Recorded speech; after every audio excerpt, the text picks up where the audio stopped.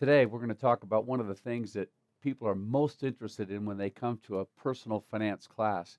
There's something about just knowing that you can actually invest your money in a way that will make you money, but there's also that obvious risk associated with knowing that sometimes investments go down in value. So people are naturally very concerned about the way they invest their money. They want to make it they want to invest as conservatively as possible, but they also want to make sure that they maximize the kind of investment yields that they get.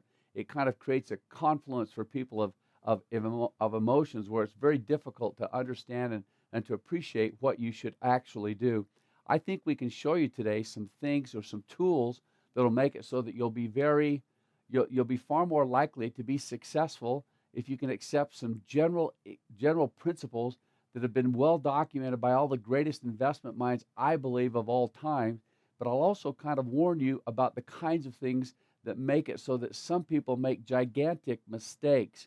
Unfortunately, when some people invest even their first dollars and they put $2,000 into the market or something, but they put it in a single company stock and it goes down, they're so concerned they just want to know, where'd my money go and how did that work? And there's good reason for that. So we want to make sure we've prepared you efficiently for it, and we have some understanding of what we'll do. With our students at BYU, we've had a little fun. We've talked about this concept of beating the street. They call it that thing, and they call it that. They use that terminology when it comes to performing better than the rest of the people are performing in the stock market. That's kind of a fascinating notion that we all have, that somehow the definition of having a good investment is making sure that our investment performs better than everybody else does. So when we say the street, we're talking about Wall Street. That's a very common thing to call it. I want you to just kind of see all those things that we've done with the students here at BYU. I think you'll have a fun time knowing that there's a lot of real scientific, really kind of empirical evidence to suggest that there are some things that you can do that are better than others. Before talking about anything like this, let me give you a couple of caveats or warnings to make sure that you understand where we're coming from. Whenever we talk about investments, we quickly start talking about what an investment can be worth in the future. It's very critical as you see any of the kind of numbers that we'll put up on the screen or any of the kind of investment approach to understand two things. Number one, a number in the future is only as good as whatever that number could be computed based upon what has taken place in the past. You've probably heard it a number of times before.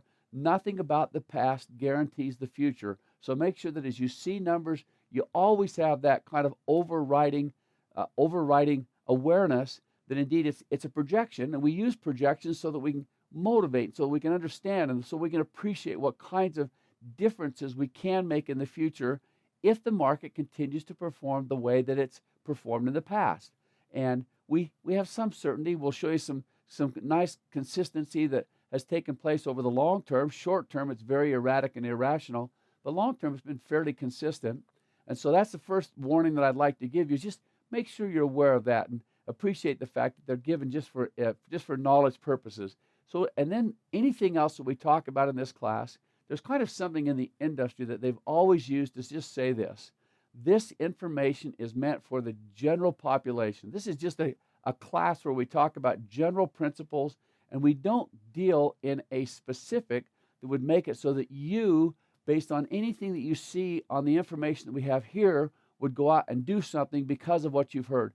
Nothing that we talk about is designed to be a specific recommendation for you as an investor, only as a principle or only as some kind of a paradigm that we've used in the past to motivate and understand and appreciate just how significant investments can be. Because we talked about this, we started off with talking about beating the street. I want to show you a book I want to show you 2 or 3 or 4 books that I've always recommended to people, because often when we get to the end of this class, the students will say, could you just show us some really great places that we could go to learn that material or to expand our knowledge on it? So fortunately, the first book that I'm recommending to you is one that was written by Peter Lynch. He was a guy that was the chairman of Fidelity Magellan, one of the most successful mutual funds of all time. Once he finished managing Fidelity Magellan, as he quit, the first book that he wrote was called Beating the Street. And it was just an opportunity for people to recognize or see from a very successful mind what he'd used, the tools that he'd used to perform so well. I like the book. I think it was well written. I think that Peter Lynch was a brilliant man, and I would highly recommend it to anybody. Peter Lynch actually, before he wrote that book, he wrote the one that was called One Up on Wall Street, which is still some of the same kind of flavor. It's still, how can we somehow be just a little bit better than someone else? It's fascinating how we all determine or calculate value based upon how well we've done compared with others that are investing their money at the same time. But that's okay. Still, great book. Both of them, I think, are highly recommended. Either one of them, I think you could learn some very significant things about how the market works today. The next is one that's kind of been out there for some time. This is really, most people in this industry would call this the investment Bible. This was written by Benjamin Graham clear back in the 1950s, and it's just stood the test of times. It's been out there forever. It's a classic bestseller. It's the one, here's Warren Buffett even recommending it and talking about how he actually uses the same principles that Benjamin Graham talked about in The Intelligent Investor. Highly recommended. It's a great book. Another one that I think that you'll appreciate, whenever I talk about Warren Buffett, it's nice to find that he also wrote this thing that's called the Essays of Warren Buffett, Lessons for a Corporate America.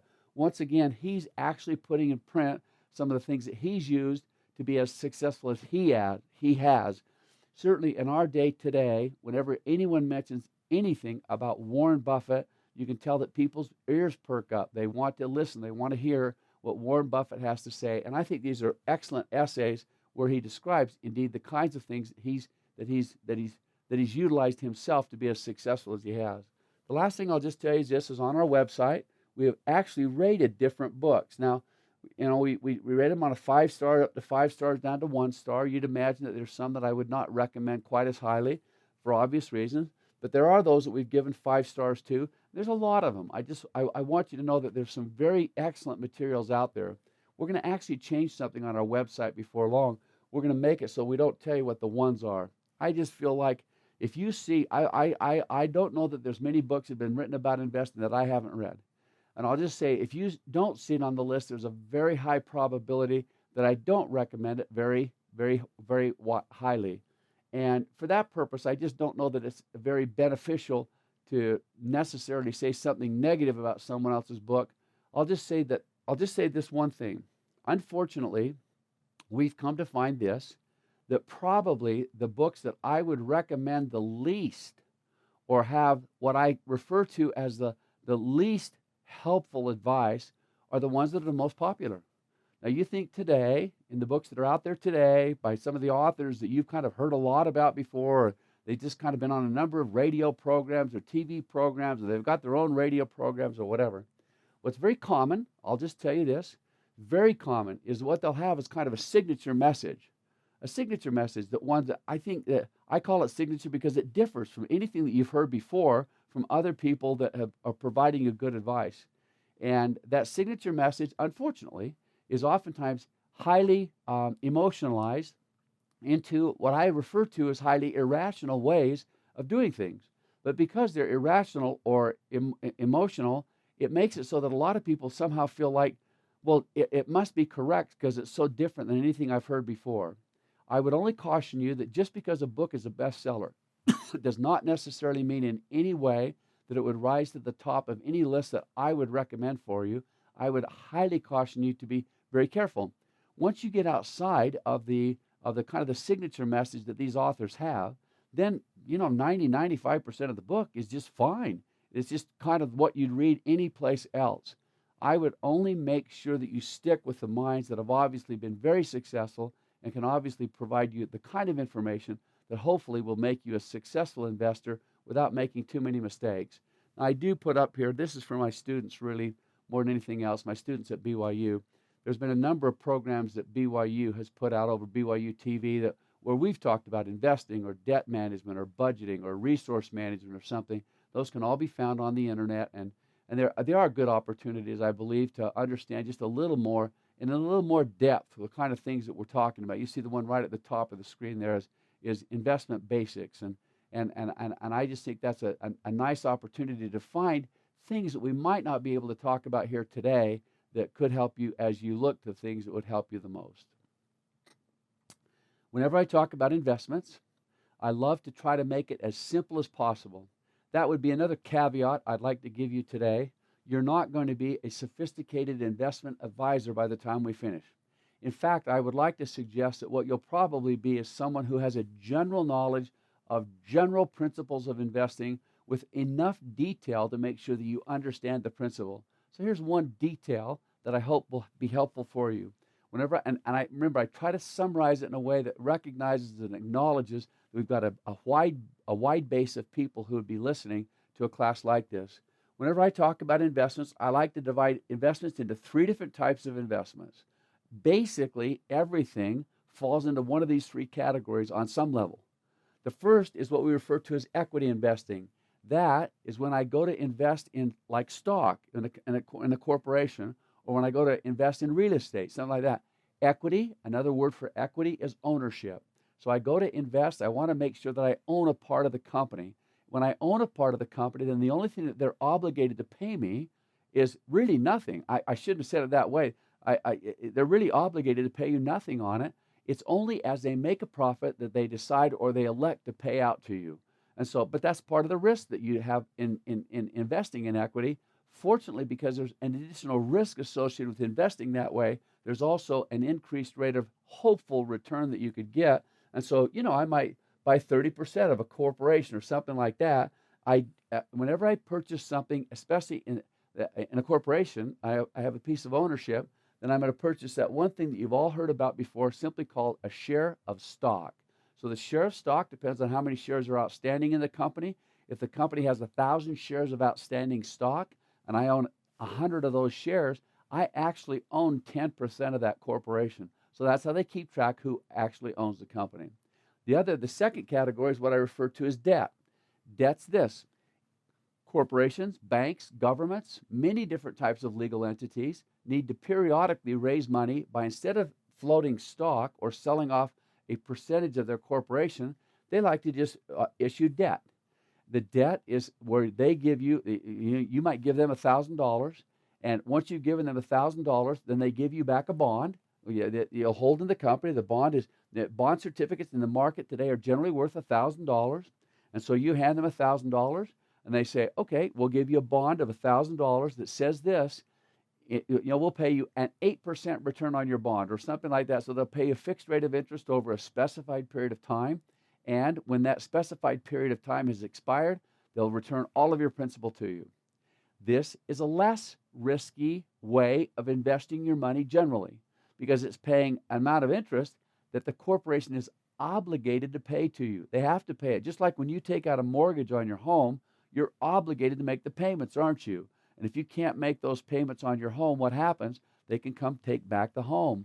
Well, the same thing is the case with bonds. They're obligated to make those payments, and if they can't make the payments that they've promised to make, then the corporation would have to go into bankruptcy because they just simply cannot make those payments. And so it's obviously simplified, but so far we've got equity, we've got ownership in the company, we've got debt. This is where you just take out, where you give them a loan and they promise to pay it back at a certain rate of interest within a certain period of time. The last category is simply what we refer to as derivatives. They're more complex, but let me just see if I can put it this way. A derivative is when I want to buy the opportunity to profit or to benefit from a transaction, but I never actually buy the asset itself. Let me give you an example. If I wanted to go out and buy some futures in pork, or in pigs, this is a classic example of a way this can work. I might say this: I'm going to make a bet. I don't like calling it the bet, but so many people do that I'll allow that to be the way we talk about it here. I'm going to bet that the value of pigs is going to go up. So see, I can right now say, that the average pig, I think, takes about 6 months before you can slaughter the pig and use it for its meat or whatever. So I'm going to bet right now that by the time that pig has gotten to the 6 months out there, that the value over that period of time, the price that you have to pay for a pig, is going to increase. I can buy a pork contract that simply says that if the value goes up, I will make money. But there's other people out there that will bet against that, and they'll say, we believe that the value of pigs are going to go down. So we just, in this case, we call them puts, we call them calls, we call them straddles. There's all sorts of different ways that you can actually invest in something, but without actually buying an asset. So in that case, I wanted to just emphasize, do we ever purchase the pig? We never purchased the pig. We just purchased a contract that says if the value of that pig goes up, then the value of our investment is going to go up. If it goes down, the value of the investment will go down.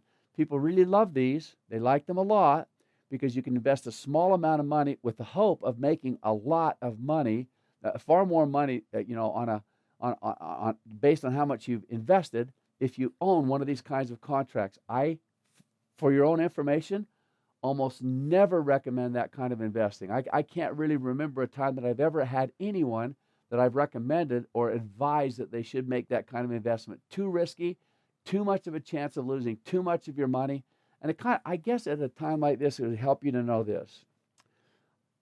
I'm going to recommend for you today a way to make investments systematically over a long period of time, making sure that when the investment goes up, we hope that the value of our investment goes up.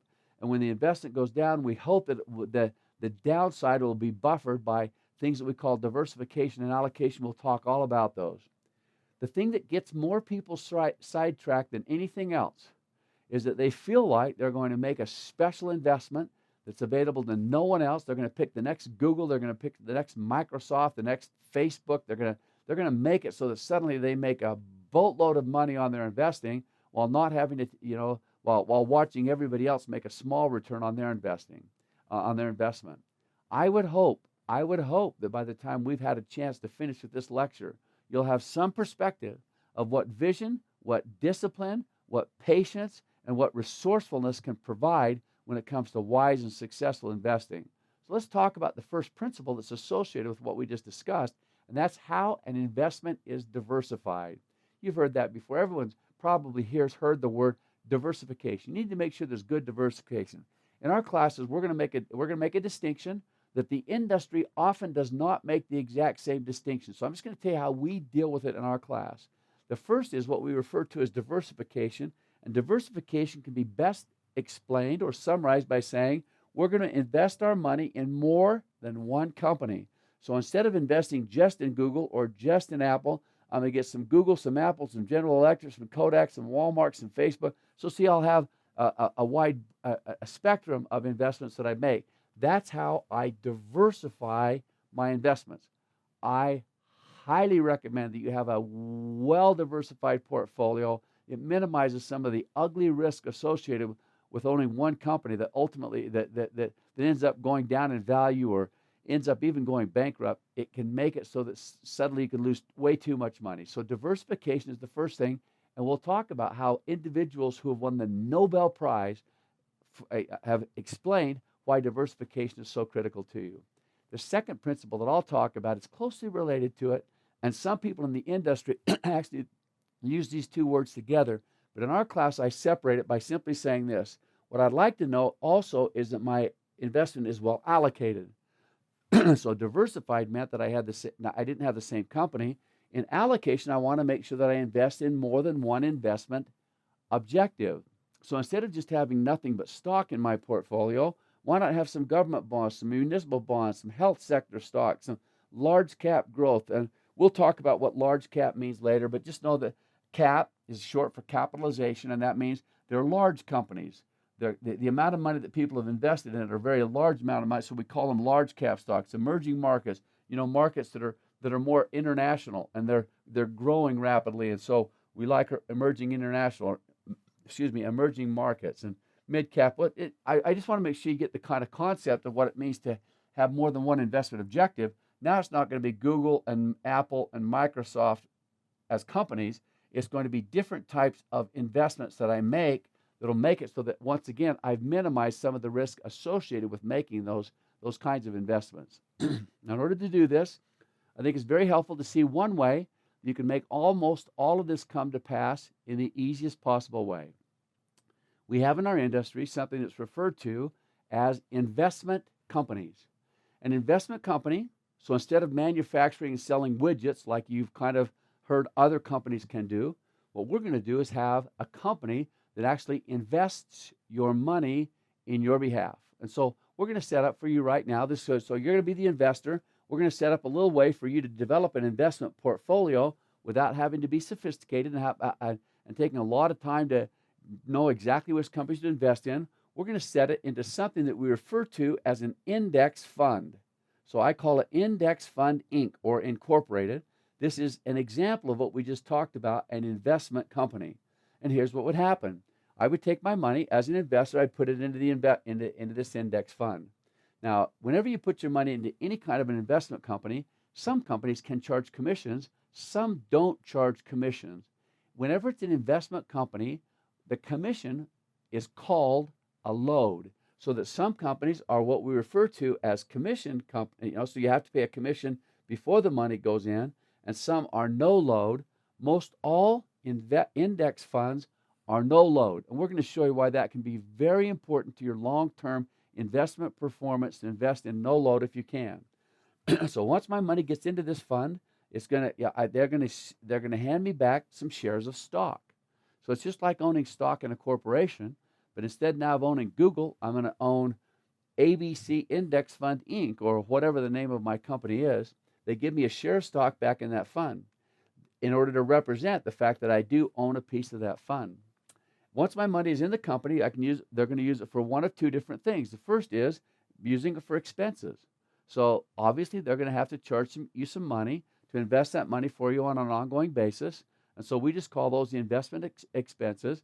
We're going to show you later on why it's so crucial to keep those investment expenses as low as you possibly can, because higher investment expenses can erode the ultimate long-term value of your investment in ways that when you see it, you'll be shocked to see just how much of a difference it can make.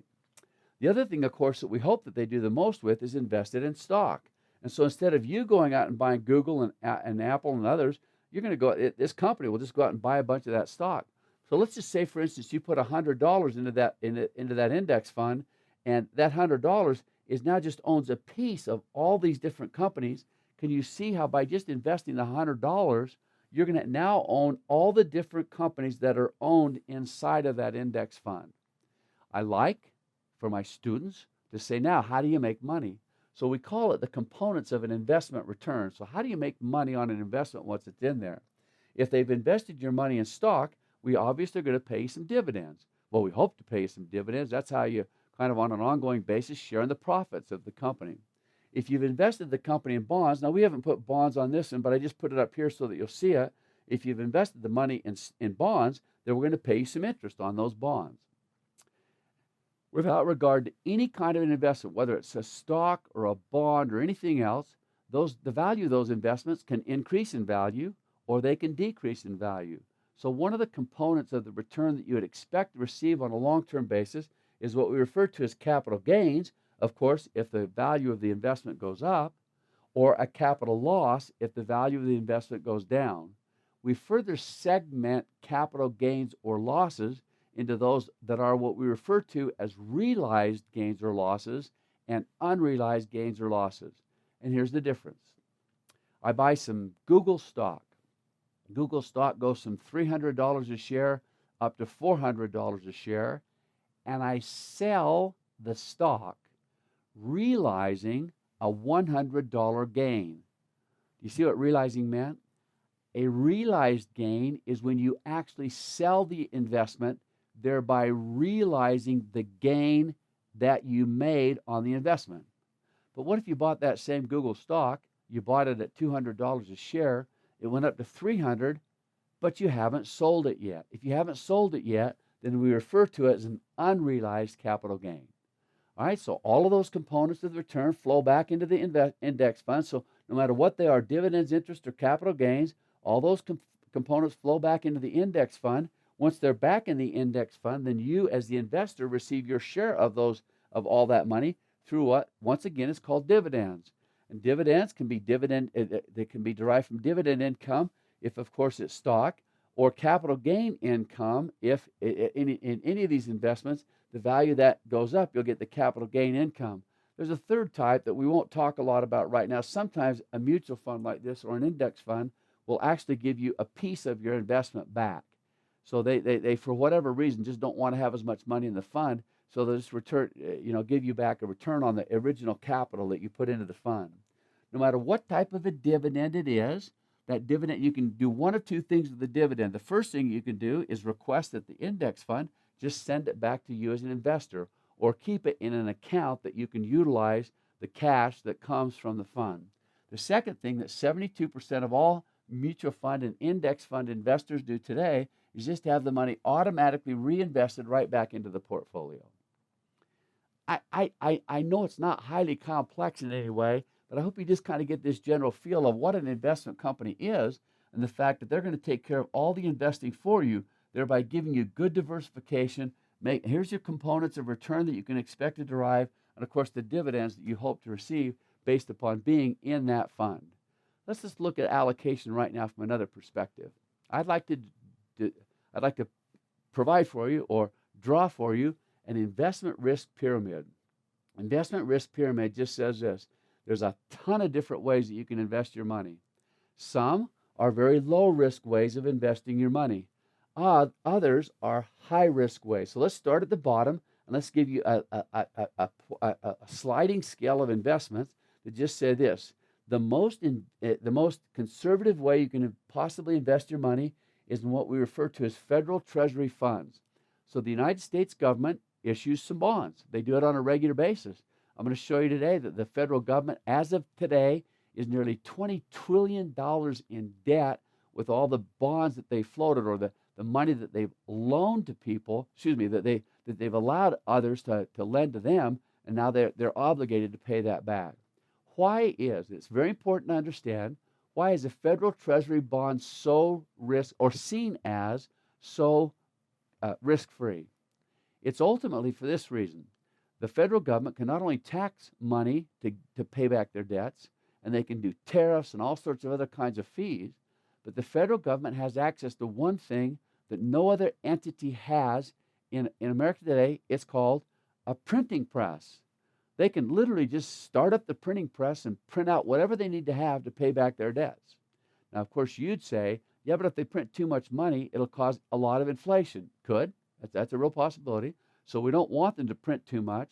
But can you see, it's very important for you to understand that any entity that can print the money that's necessary to pay off their debts, it's virtually impossible for them to ever go bankrupt in the truest sense, because they can just pull out some more paper and print up some more money. And you know, when you loaned your money to the federal government, they promised to pay you back. They didn't promise how much that would be worth when they paid it back to you, but by promising to pay it back, they have that ultimate tool called a printing press that makes it so that they're very, very low risk. It goes up the scale. We're not going to talk a lot about them right now. Money market accounts, very, very low risk. Municipal bonds. It's important to understand a municipal government is any government in America today that is not the federal government. We talked about it in one of our other classes. So if you have the Utah State or Texas or whatever, or Utah County or Salt Lake City or Baylor, Texas, or something like that, those are municipal entities, and so they're quite risk-free also. Corporate bonds, international bonds, it just goes right up the scale. When I told you earlier that I rarely, if ever, recommend any kind of a derivative, you'll see by the time we get to the top of this, commodity funds and hedge funds can be forms of derivatives, and so they're very high risk. Now watch. Whew. See if you can catch this. Kind of get your imagination going here. If I invested my money in any one of these funds, so say I can invest in this growth and income fund right here. So I want to get some growth and I want to get some good income out of the fund.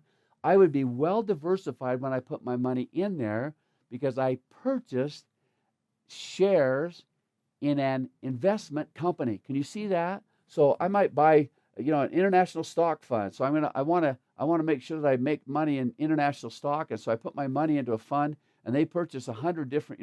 Let's say for instance they've got 100 or 200 different stock corporations in their portfolio. That means that you're well diversified by putting your money in there.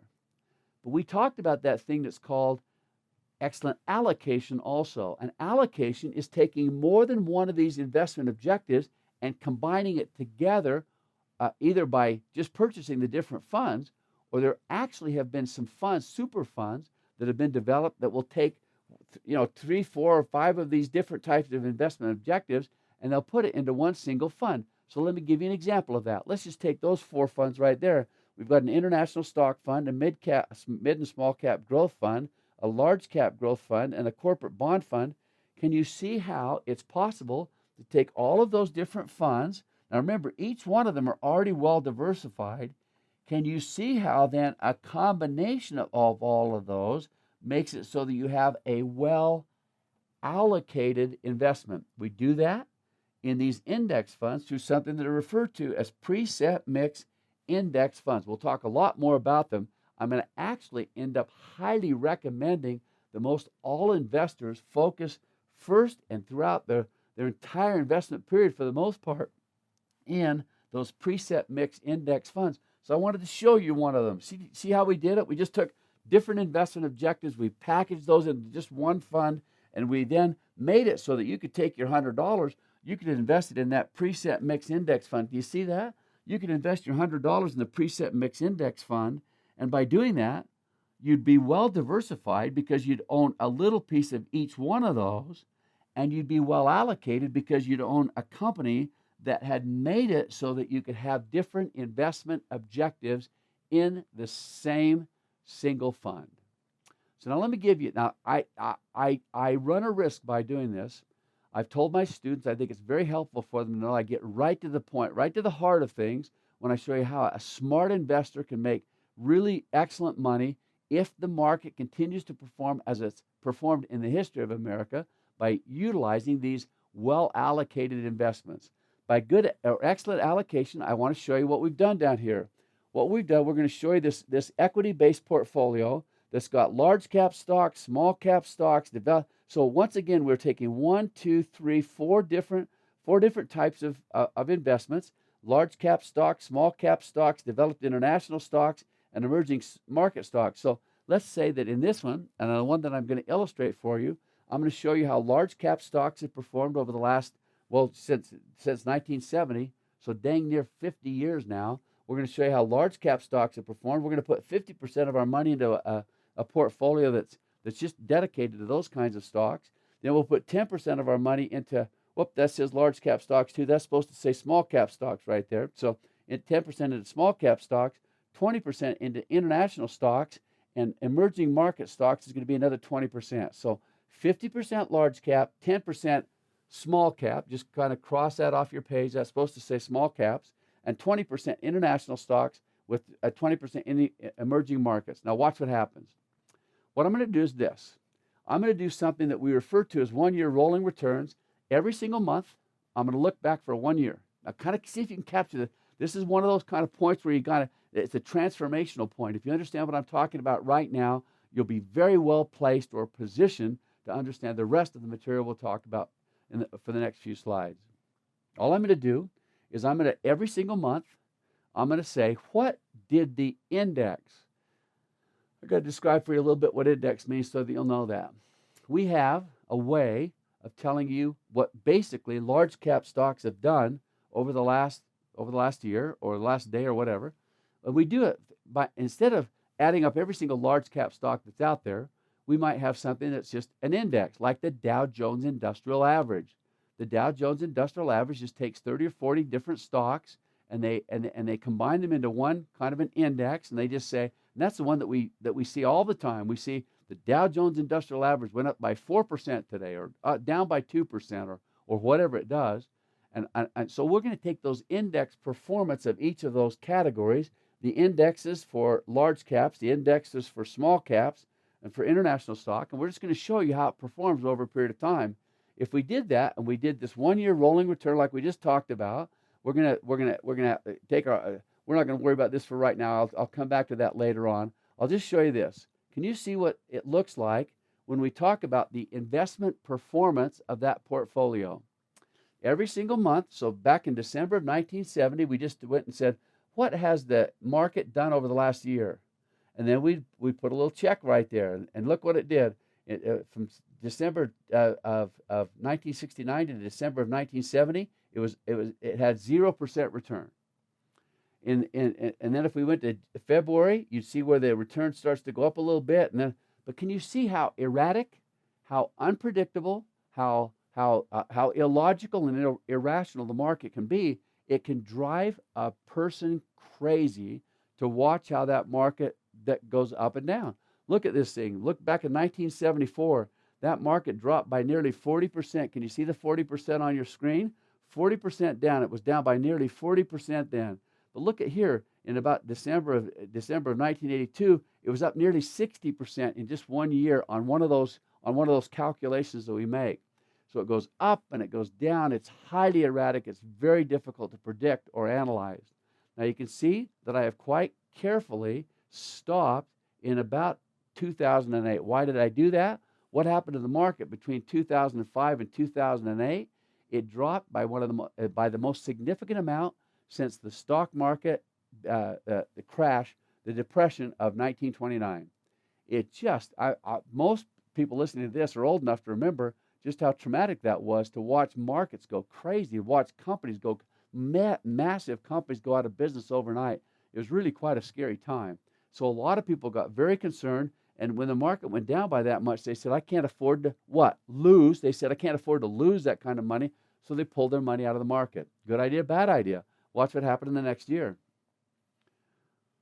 Once again, it went up by almost 60% in the next year. Can you see what happened? So it's very difficult. There's an adage in the industry. Now take out your pen and your piece of paper, because you're going to want to take this down, take some notes. It's pretty complex. You'll see it more than once in the things we talk about. The adage is just this: buy low and sell high. Now you're going to have a lot of people come around to you, and they're going to say, hey, look, I can teach you when the market's up so that you sell. So sell high. Sell high, get out right now, because the market's going to go down. And they'll say, and I can tell you when the market's going to be down so that you'll know that's the very best time to buy.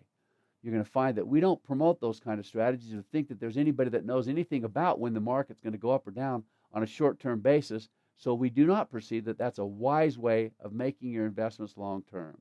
So now what we want to do is this. We're just going to say that, but what was the average? It's kind of interesting. It's kind of fun. Look, there's zero right there. So there's the line that represents zero. Look at how many times that the market dropped below zero. Can you see where they dropped below zero? Kind of fascinating, isn't it? Look how many times the market was up above zero. I'm going to show you a chart later on that'll show you that basically, at least if we took it over the last 50, 60 years, the market 75% of the time is up on an annual basis, or as we do these one-year rolling returns. And about 25% of the time it's down if you gauge the market on an annual basis. We're going to show you one of the brilliant things that came from a Nobel Prize-winning economist that helped us to understand the market so much better. If we took that market over a long period of time, the average annual, the one-year rolling return was about somewhere around 11.5%, something like that. Now be very careful. That's one of those critical points where you're supposed to look at that and say, it's a number, it's a good number, it surely reflects what might have taken place in the past, but the last thing we'd ever want to do is assume that our investments are going to do that well in the future, or at least guarantee that that's what's going to happen. You have to obviously have some perspective to understand what it is. Okay, now watch.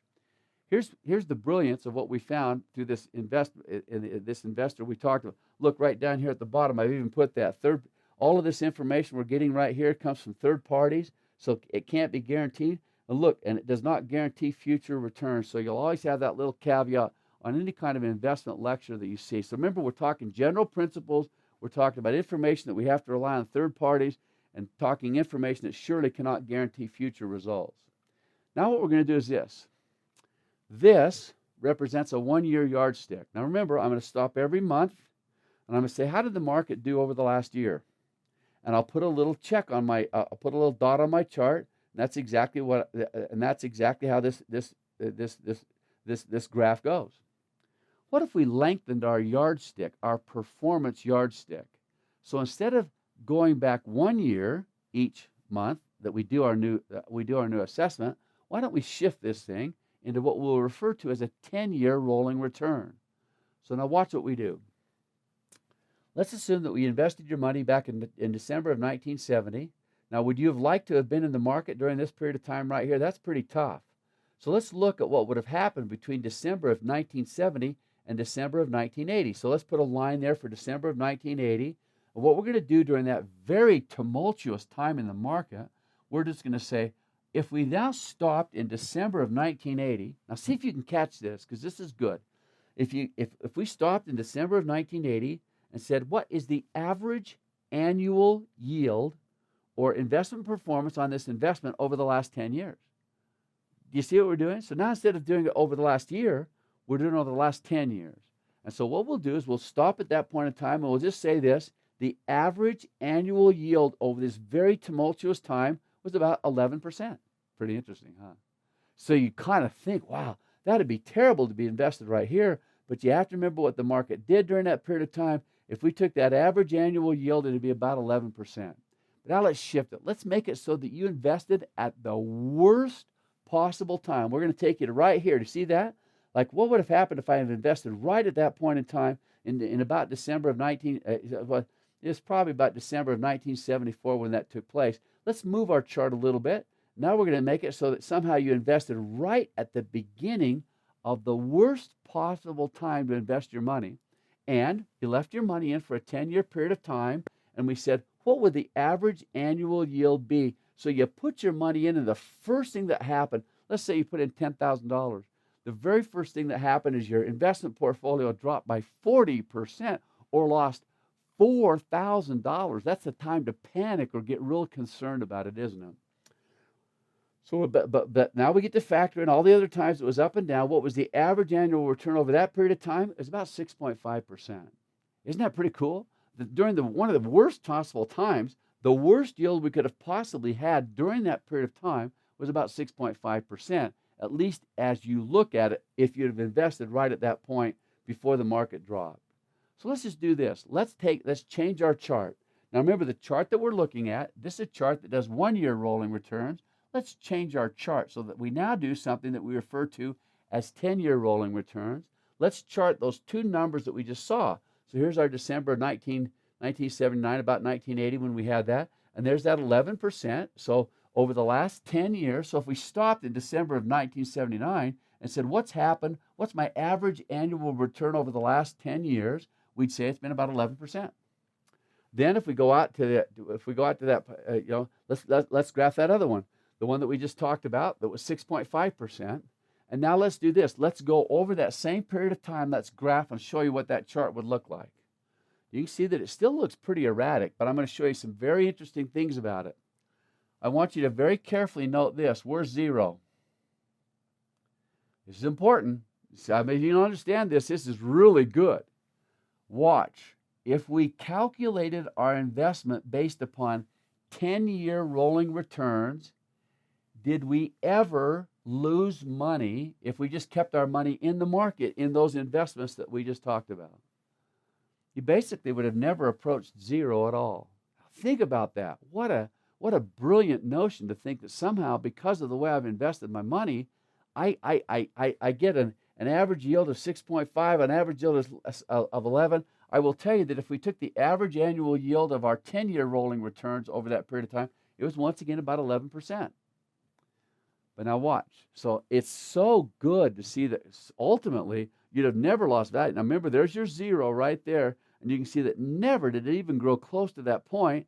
But those of you who are very quick would say, but Brother Marsh, we noticed that you stopped right there in December of about 2008. Let's see what happened during that period of time. Well, excuse me, it looks like we put up that average return, and I wanted to show you where zero was during that. So there's our average. That's about that 11% that we talked about. And here's zero, so you can see that we're well within that range, which makes us comfortable as investors. But now we'll show you what took place in 2008. For the first time in the last, well, really since the Great Depression, the value of that portfolio, if you did the 10-year rolling return, that a value dropped below zero. Very first time they'd ever done it. Now, a lot of you would have had the heart palpitation at that point. You'd have jumped off a bridge. You'd have shot somebody. You'd have kicked the cat. You'd have done something to demonstrate just how frustrating it is to be in the market during a period of time like that.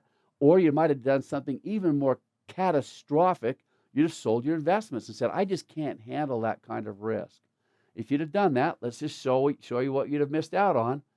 There it goes, something like we've talked about before. It climbs right back up into that territory that we talked about being a very acceptable return based upon the 10-year rolling returns that we've discussed. I want to show you someone that basically won the Nobel Prize because of his brilliance with that information right there. A guy by the name of Harry Markowitz. Harry Markowitz established something that he wrote an essay back in the 1952. It was called essay was called Portfolio Selection. And Harry Markowitz was a great economist back at the University of Chicago, and he basically started his research with this hypothesis: is there some way? He says, I believe that there's a way you can actually invest your money so that when the market's going up, you make money, but when the market's going down, you do not make money. Whew. That sounds a little too good to be true until you see that chart that we just talked about. In fact, I'm going to go back to it because I want you to see just how important it is to see what happened during the time. Did the market ever really drop? But did you ever lose money during that period of time? You say, yeah, Brother Marsh, right there you did. But let me just point out something. This number, this point on our graph, represents what if somebody would have invested their money just exactly 10 years before that date. So if you'd have invested your money exactly 10 years before that month in 2008, then during that period of time, your average annual return would have been minus 1/2 of 1%.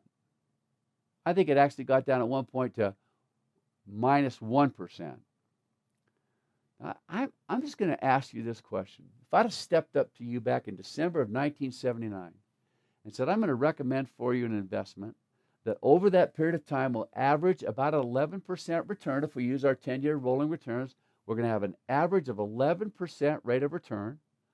And the worst possible period of time during that 60-year period is for the money that you invest right before that drop right there. Every other point on our chart, you do nothing but make money. And so then I'd say, what's the worst, the downside risk? What's the worst thing that could happen to you on that investment for the money you invested during that 10-year period of time? You'd have still had 99% of your investment value. Now, most of you know somebody who's made some kind of an investment where they put their money in and lost all their money, or they put all their money in and it went down by 40% or something like that and stayed down, and then the guy went bankrupt or had some other problem or whatever, and you ended up losing a ton of money. I can say comfortably that during the period of time, during American history, there's never been a time that somebody that would put their money into a well-diversified, well-allocated, preset mix index portfolio like the one we're talking about, that would, had they left the money in so that it was well-diversified, it was well allocated, and you established this long-term investment horizon, you'd have lost money. That's a pretty cool investment. I hope you kind of see that, because almost every single other thing that we can talk about as an investment, you'd stand based on historical performance. I can show you lots of times when the people that put their money into that investment lost tons of money. And I don't know. I just have to wipe my brow and take a deep breath and pause for this moment to hope that somebody that's listening to this today will understand that there's a lot of things you can lose all your money. We're recommending to you investments through the research that's been done by these Nobel Prize winners, that if you'll allow yourself to be smart and to build wisely, and over a period of time, you can actually derive, you should be able to, not based upon what we can guarantee, but certainly based on what the past has told us, you should be able to make reasonable rates of return on your money and be very successful, not losing money, but just gaining and then just putting more money in, like we've talked about in our classes called $1 Million Choices. Find ways to put more money into the investment. Let's get back to Harry Markowitz. So in his S8 portfolio selection of 1952, that's when he started his research. By 1990, he had been awarded the Nobel Prize for the information that he came up with. And here's what he fundamentally said when it comes to investment. And so he won the Nobel Prize in 1990. He said this. He said that the long-term market performance is very efficient. So do you see what he means by efficient? Long-term, although it still goes up and down a little bit, long-term, it really held its value and actually went up during that period of time. He said short-term market performance is very irrational and very inconsistent, and you should not count on short-term performance. The greatest investment minds I've ever known will say something like this. John Bogle, who started the Vanguard Mutual Funds, one of the most respected advisors out there today, he just says this. He said, my wife and I will go to dinner once a year, and we'll take with us some of our statements where we have our investments, He said, we'll pull open those statements and we'll kind of look at them and go, oh, and then we'll put them away and have dinner, and that's our evening. Ultimately, he doesn't look at his investment's value every single day. Do you understand the consternation? Do you understand the emotion? Do you understand the negative depression and frustration and discouragement that's associated with looking every single day? Because every day that goes down, you get discouraged and frustrated. I'm going to teach you something that's very important about the human mind. You've heard it before. The two things that we respond the most enthusiastically to is greed and fear. Okay, you see what I'm saying? So we love to kind of see if we can get the very best yield, but we hate to lose money. We're fearful of doing that. Can I just point something out to you? The one of those emotions that will drive you the most, that will compel you, that will force you to do something irrationally or irrational or illogical is fear. You just have to imagine what it was like back in 2008 when some major corporations were going bankrupt overnight. People were losing tons of money if they had their money invested just in that corporation. It was tough. It was very emotional. It was very discouraging for a lot of people. A lot of people had their money invested in real estate or other types of investments that it literally could have lost all of their money during that period of time. Whew. Just understand, the best investment minds there are learn to not look every day because, of course, it can absolutely drive you crazy. So just short-term performance can be very irrational and inconsistent. So the key to performance is what? To make sure that you're well diversified, which we would add to this also and well allocated, and that you have a long-term market performance vision. This is something that Harry Markowitz said in 2008, right at the bottom of that recession. So right at the bottom of that major period where it dropped so much. He said, in choosing a portfolio, investors should seek broad diversification. Further, they should understand that equities and corporate bonds also involve risk, that markets inevitably fluctuate. They inevitably fluctuate. You have to understand that. And their portfolio should be such that they are willing to ride out the bad as well as the good times. I want to share the others. This Nobel Prize is such a wonderful, just looks like a beautiful award. It's just so perfect. Let me show you some of the others that have won it. So I told you this, that in the 1990s, there was Harry Markowitz, who along with two others. So after he started his research, he picked up two other researchers with him, professors at the Stanford University, and they won the Nobel Prize back in the 1990s. Then in 2013, three other individuals won the Nobel Prize in this category or classification that we call asset valuation. Assets, so investments. Evaluate, how do we value those investments? How do we know, how to make those investments wisely? I'll tell you that every single one of these individuals, we've looked up research on each one of them, would tell you fundamentally what I'm telling you right now. Be well diversified, be well allocated, establish a long-term vision as to how your investments are managed. And I would like to just tender this possibility that you take a look at some of the brightest minds, some of the most accomplished, some of the most rewarded minds ever, and know that the things that we're telling you today fundamentally track exactly what they're suggesting. What I'm going to do, now that you kind of know, that's the icing on the cake, but there's a lot of times somebody needs a little more convincing, or maybe putting it in a way that's a little more easy to understand. So I'm going to give you about 4 different kind of perspectives about how this takes place. The first is the one that's most easy based on what we just talked about. Here's our yardstick. That's our investment yardstick. And 1 inch is going to represent 1 year. So if I just did this, I just took each year, I do my investment yield. And what I'm going to do is I'm going to take the market, now watch, between 1926 to 1999. So the S&P, that's called the Standards and Poor's. The S&P, Standards and Poor's 500. They're traditionally the 5 largest companies in America. So if I just gauge the 500 largest companies in America, how did their investment performance do throughout all that period of time from 1926? So that's kind of cool. This even includes that big stock market crash in 1929. We're going to give you the entire performance. We're just going to say this. Over a 1-year period of time, if you were evaluating the value of your investment during that period of time, over a 1-year period of time, how often did it have a positive return? And there's that number I told you about 73%. 73% of the time it's up, about 27% of the time it's down. If we then lengthened out our yardstick, you see what we're doing? Hopefully you kind of catch that vision. If we lengthened out the yardstick, now let's take it out to 5 years. Let's just say instead of gauging every month what it's done over the last year, let's every month gauge what it's done over the last 5 years. If we took it over 5 years, so we did a 5-year rolling return, how often during that huge period of time, some 75 years, how often would the market be up and how often would it be down? If it was over a 5-year period of time, it was up 90% of the time. Now remember, the longer you're willing to kind of have the longer perspective, the longer the kind of perspective that you have about this, the better off you are when it comes to actually having positive returns on a regular basis. But now let's take it out to 10 years. There, we're going to lengthen it out now. We're going to call it 10 years. On a 10-year period of time, you're going to see how it even goes up higher. Over a 10-year period of time, the market was up 97% of the time. That's pretty cool. So that's just every single year. How often was it up? And how often was it down? 97% of the time. Now, and when I say every single year, I said that wrong.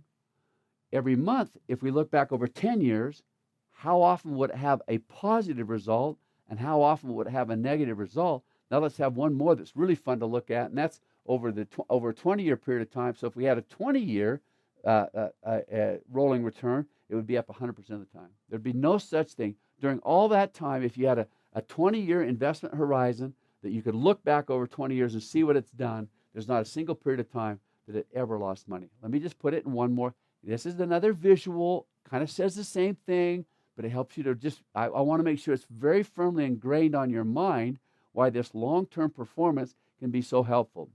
So now let's do this.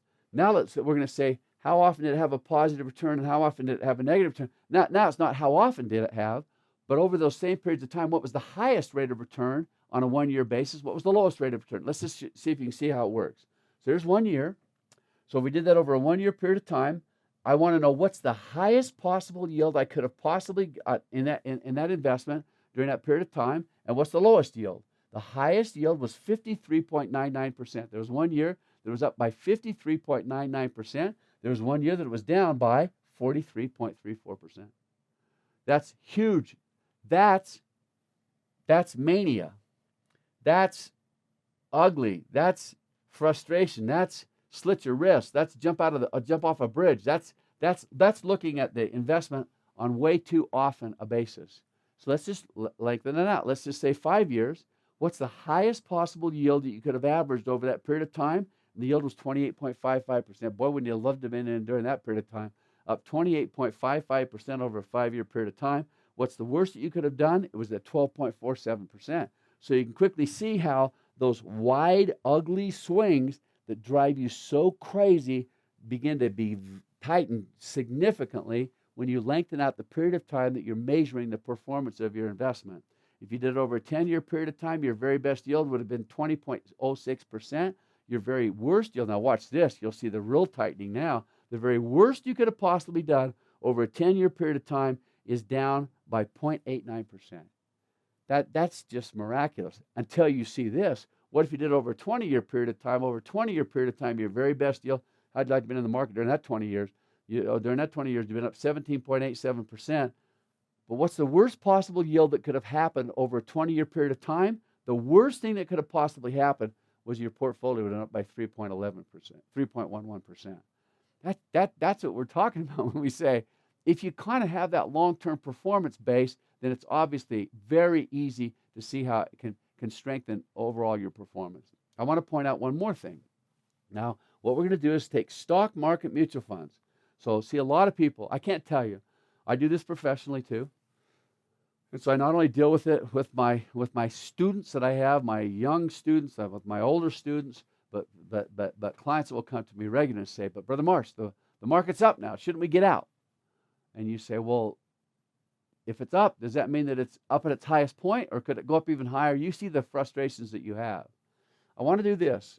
Between 1992 to 2011, so that's about a 20-year period of time, we're going to take all the stock market mutual funds that are out there today, and we're going to tell you what the average yield was in those stock market mutual funds. So the average stock fund return over that period of time was 8.2%.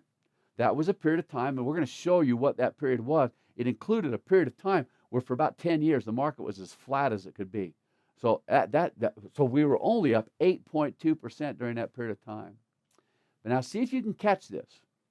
That's the average stock fund return. So the fund itself was returning 8.2%. If we then found out what did the average investor in those stock funds get as a yield, and the average stock fund investor, and remember, this is the fund itself. Now, how about the people that are invested in that fund? What was their average return? It was only 3.5%. And whenever I show that to the students, I say, what's the difference? And they say, man, you must have had a lot of investment expenses or something like that. That's not what covers it. What covers it is the emotions that we sometimes experience when we try to beat the market. You actually, in this case, you had 134% better return if you just had that long-term performance mindset that we just talked about. This difference in the investment performance came exclusively because of emotional reactions, where when the market went down, people would get scared, they'd pull their money out, they'd say, when the market goes back up, then I'll put my money back in. Sure enough, the market just takes off and goes right back up in a hurry, and so then by the time they get their money back in, they've missed out on some of the best years. We're going to talk about that in a second too.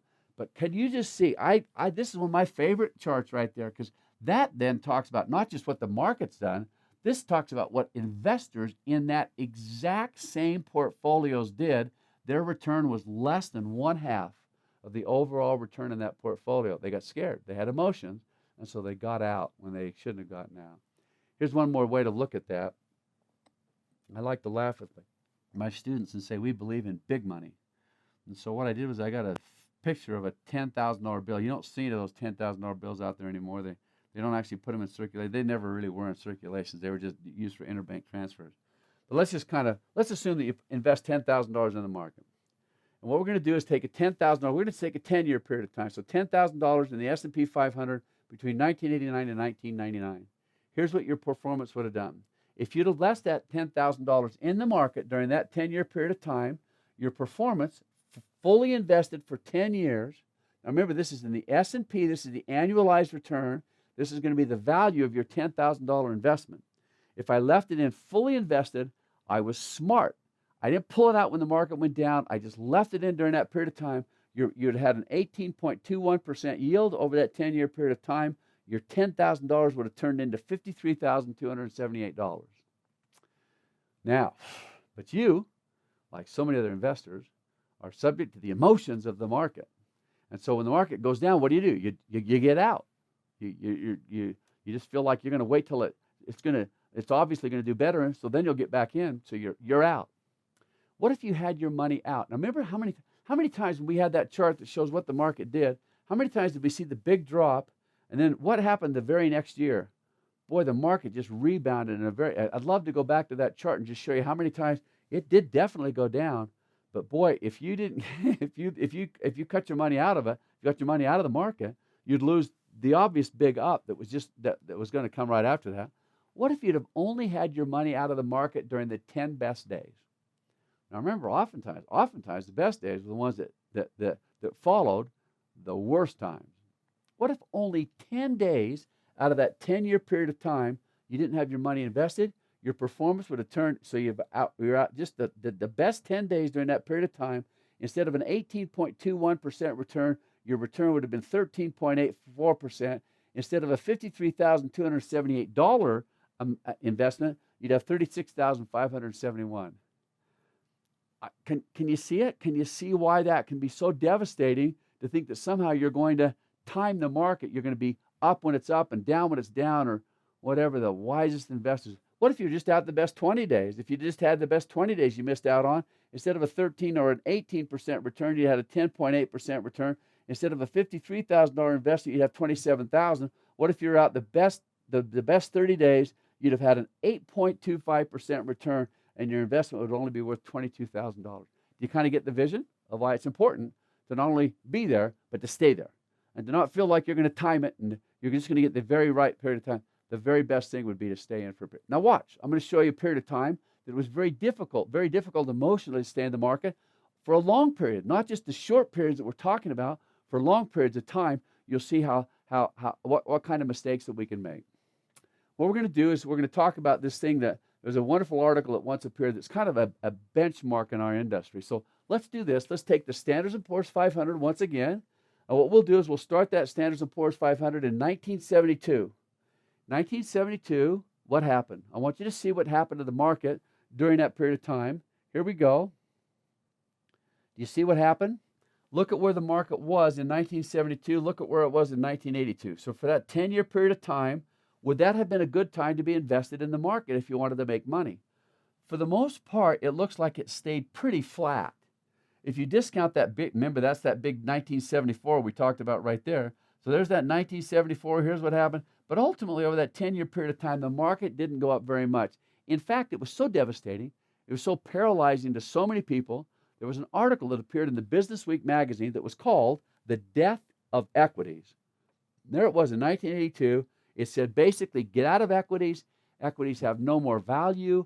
Anybody that would stay invested in investments in stock or in equity investments would be very unwise. The market won't handle it anymore. Get out. And if you go back and read inflation was destroying the stock market, and you go back and read that article, you can easily Google that. Just say the death of equities, and that market will pop right up. That article will pop right up for you. You'll see what I mean by it. It was very negative, and they said you should get out of that. Okay, so you got out. You did what everybody would say to you do, and you saw this period of time that was just really a kind of a devastating period where you just didn't make that much money. What happened to the value of investments after that? You quickly see that had you gotten out right when Business Week magazine suggested you should get out, you'd have missed on one of the greatest periods of stock market expansion in the history of the stock market. It was obviously a terrible time to be out of the market. I just think that's so frustrating. So now, let's go, there's about 1998, 2000, 1999, something like that. Let's see what happened to the market over that period of time. Once again, for those of you who are there, and many of you that are watching this would have remembered this. This is the period of time where the market, they called it the lost 10 years. It was very common for them to call it the lost 10 years. If you'd have put your money in right there and waited until the end of that 10-year period of time, can you see how you'd have made almost no money at all? And we all were there. We all saw that. We all saw the devastating impact of that big drop that came in 2008, that another drop that came back in in the year 2001. They were really tough periods of time, and it made it so that people ultimately, quote, did not make money during that period of time. And you saw it on our chart. Boy, that thing just went down, didn't it? And you actually had a period of time there it was trading below zero of our well-diversified portfolio. So bad was that market. There were a lot of people, a lot of newsletters and magazines and others that came out and said the exact same thing they said back there in 1982 with the death of equities. Here's one by the USA Today that said, invest in stocks, forget about it. So there you are in May 8th of 2012. They're telling you stay out of the market. Why would you ever want to invest in stocks? And there were a lot. Listen, I teach investment. Since 1980 have been teaching stock, stockbrokers, registered investment advisors, other deal investments. I've been teaching them ever since that period of time. And I want you to know that was a devastating period. There were a lot of people that came to my classes that would just say, man, the market's done. This is just, it's not going to go anywhere. We should just kind of stay out of the market. So you, like everybody else, or not like everybody, but a lot of people just kind of followed the advice, got out of the market. What would have happened? We, since that period of time, have not very significant growth in the Standard & Poor's 500.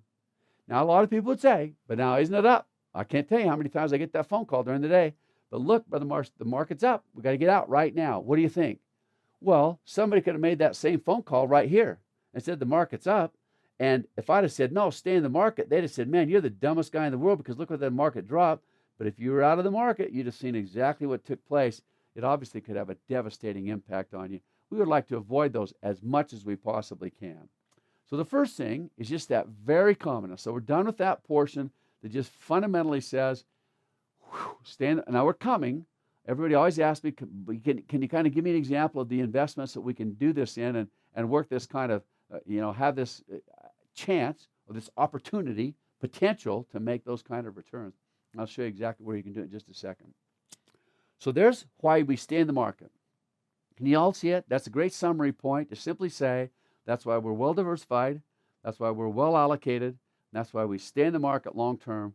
Because ultimately, the last thing you want to do is be out during those periods of time when the market's doing so well.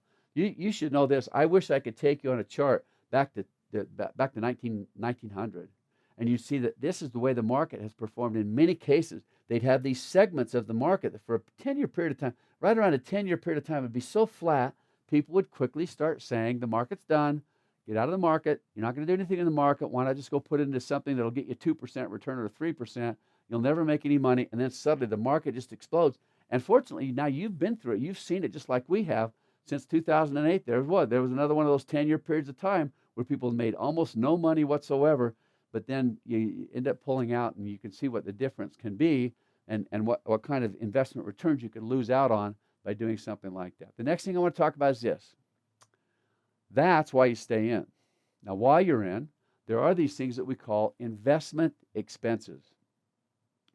Investment expenses, like we talked about, remember we set up our index fund, we said there's two things they can do with your money. They've got to have some expenses to invest your money for you, but then you hope that they do a lot of investing. I bet you it would not surprise you to know that there's a wide swing in the kinds of expenses that you can incur inside of an investment. The one investment today that has the highest expenses, unfortunately, is inside of 401k plans, so the plans that you have with your company. Now, that's not the case in all plans, and I will tell you this, with pending and with proposed regulatory action that's taken place over the last 6 or 7 years, I have to tell you this, those expenses have dropped a lot, but I'll tell you they can be very devastating. The second most expensive place long-term to have invested your money is in something that we refer to as an annuity. We'll talk a little bit more about annuities when we talk about so your money has a death wish. I'll just tell you this, annuities are issued by life insurance companies. Annuities are, like these others that we've talked about, they are investment companies. So if it's a variable annuity, it's an investment company. So the life insurance company will take your money and they will invest it in your behalf, but their expenses are very high relative to other investments. The next is mutual funds. Their average annual expense is about 1%. I'll show you these average annual expenses in just a second. The last is index funds. That's the ones that we just talked about, and that's the ones we're going to recommend for most investors as they stay in these index funds. Here's those fees. Here's the average annual expense in 401k plans is about 3.5%. In annuities, overall, in variable annuities, I should have put variable on there. In variable annuities, it's about 3%. In mutual funds, the average annual expense is about 1%. In index funds, the average annual expense is only about 0.25%. And it's even going lower. Most of the companies, it's a fierce market right now where people are competing for your business. It's very devastating. But let's look. Let's just see what would happen. What if I'd had a money? So let's assume that over a period of time, I think this was over a period, between the time, let's just say you're 20 years old and you're going to retire at age 65 or whatever. So a 45-year period of time, what would have happened if I'd have had money invested in the market? For the amount that I'm talking about, I think it was $100 a month during that period of time we found out what your investment would be worth if you put it into a 10% yield investment, but each year they pulled 3.5% of that off for expenses. You'd have had $322,850 for in your retirement. So remember, this is $100 a month, every single month between the age of 20 to 65, so it's a 45-year investment horizon. You'd have had $322,000 in your investment. What if, instead of having that invested in a 401k plan, you'd have had it invested in an annuity that didn't quite take as much out, then your investment would be worth $379,000 or 17.4% higher investment value because you had that lower investment expense. But now watch how these last two really take off. What if you'd have had it in a mutual fund? So 10% yield, but they only pull off 1% so that your net yield is 9%. Your investment value by the time you retire would go clear up to $740,000, literally nearly double what you'd have had if you'd have had it in an annuity. Or the investment would have been 129% higher than it would have been in a 401k. Can you see why? I just want to make sure you see very clearly why investment expenses can be so critical to your long-term investment values and performance. If you'd had it in an index fund only charging 0.25%, your total investment would be $807,000, or an investment of 150%. I know when you see 3.5% and 0.25, you think, that's just That's a small number. Look what that small number did over a long period of time to the ultimate yield you'd have had on your investment. Can you quickly see why we say that it's very, very important to make sure that you have the lowest possible investment expenses, and index funds just have superior investment performance, and that's why we recommend them so highly. So, okay, here's a very specific recommendation for you. There was a man by the name of John Bogle. We just talked about him a second ago. He's the one that went to dinner with his wife and would look at his investment statement once a year and then just put them away. They just didn't analyze, but they had long-term vision. John Bogle was the one that started the Vanguard mutual funds. So I'm going to talk about Vanguard mutual funds for a minute. He was the one that really pioneered. John Bogle pioneered that concept of an index fund. Let me make sure you understand the critical difference between a mutual fund and an index fund. Let's say I've got $10,000 and I go put my $10,000 into a mutual fund. What happens is there's a large investment management team there that makes decisions about where they think the market's going to go, whether it's going to go up or whether it's going to go down. And they make your investments based upon what they project will take place in the market. Now remember, these are very sophisticated people who have long track records, who have lots of experience in the industry that say, hey, you give me your money and I can get you a better return because I can manage your investment company. We call a managed investment company a mutual fund. Okay, there's a mutual fund. An index fund works a little differently. In an index fund, they just buy a bunch of investments, but they don't manage them. They just leave them sitting there. How many of you have had a grandparent or somebody else that would purchase some, utility stocks or some other things, and then they bring home the stock certificate that they purchased and they just drop it into a file folder in their filing cabinet or in their safety deposit box, and that was their portfolio. And did they buy or sell based upon whether the market was going to go up or whether it was going to go down or anything like that? No. They had this long-term investment yield mindset that we're talking about, so they just leave them in the portfolio. An index fund is a lot like your grandpa's file folder that he just dropped those stock certificates in, but then he doesn't decide whether the market's going to go up or down. He just leaves them there. Now, you probably, and guess what? The average annual, the expense in a mutual fund was 1%, wasn't it? Remember on our last slide, it was 1%. What was the average annual expense in an index fund? 0.25, or just 1/4 of what the mutual fund expense was. You see? So one has a 1% because it's being managed. The other has 0.25% because there's no management inside of it whatsoever. You say, well, God, Brother Marsh, don't you think the one that's managed would do better? Actually, research will show that in most investment cycles, the index fund outperforms the mutual fund about 72% of the time. Or it can vary, obviously, because investment cycles can be so different. But I'll just tell you this, index funds have had a very excellent track record. Why? Because they've got a long-term vision, and they're not concerned about what's going on in the market or what's going on in the economy or anything else. They just buy the investment and let them sit there. Well, John Bogle was the one that first captured that, used his imagination to capture that very significant reality. And he set up these index funds. He pioneered index funds. And over time, if you talk to anybody in the industry, they'll kind of tell you that's the white elephant in the room. No one wants to talk about Vanguard's index funds. And so, but I want you to know about Vanguard index funds because I think they're very good. Now, I will tell you, I'll be very careful to tell you, Charles Schwab has their own index funds. There's hundreds of different index funds out there. So don't believe for a second that I'm trying to suggest that Vanguard always is the best or anything like that. I'm just saying they pioneered it and they've done a very excellent job and received some nice returns for the investors that chose to have their money there. So here's Vanguard. So can you see it right there? You go into your Google and just say Vanguard mutual funds or whatever, and boop, it'll pop up. There's the Vanguard funds. And when you get into the different types of research fund, the funds and stocks that you can get into, I want you to look at this, and this is called Vanguard Life Strategy Conservative Growth Fund.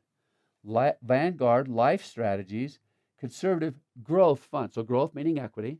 For the most part, it'll be growth or equity. But because when we say conservative, it'll also have some bonds in the portfolio. And I'll show you in just a second how they're all evened out.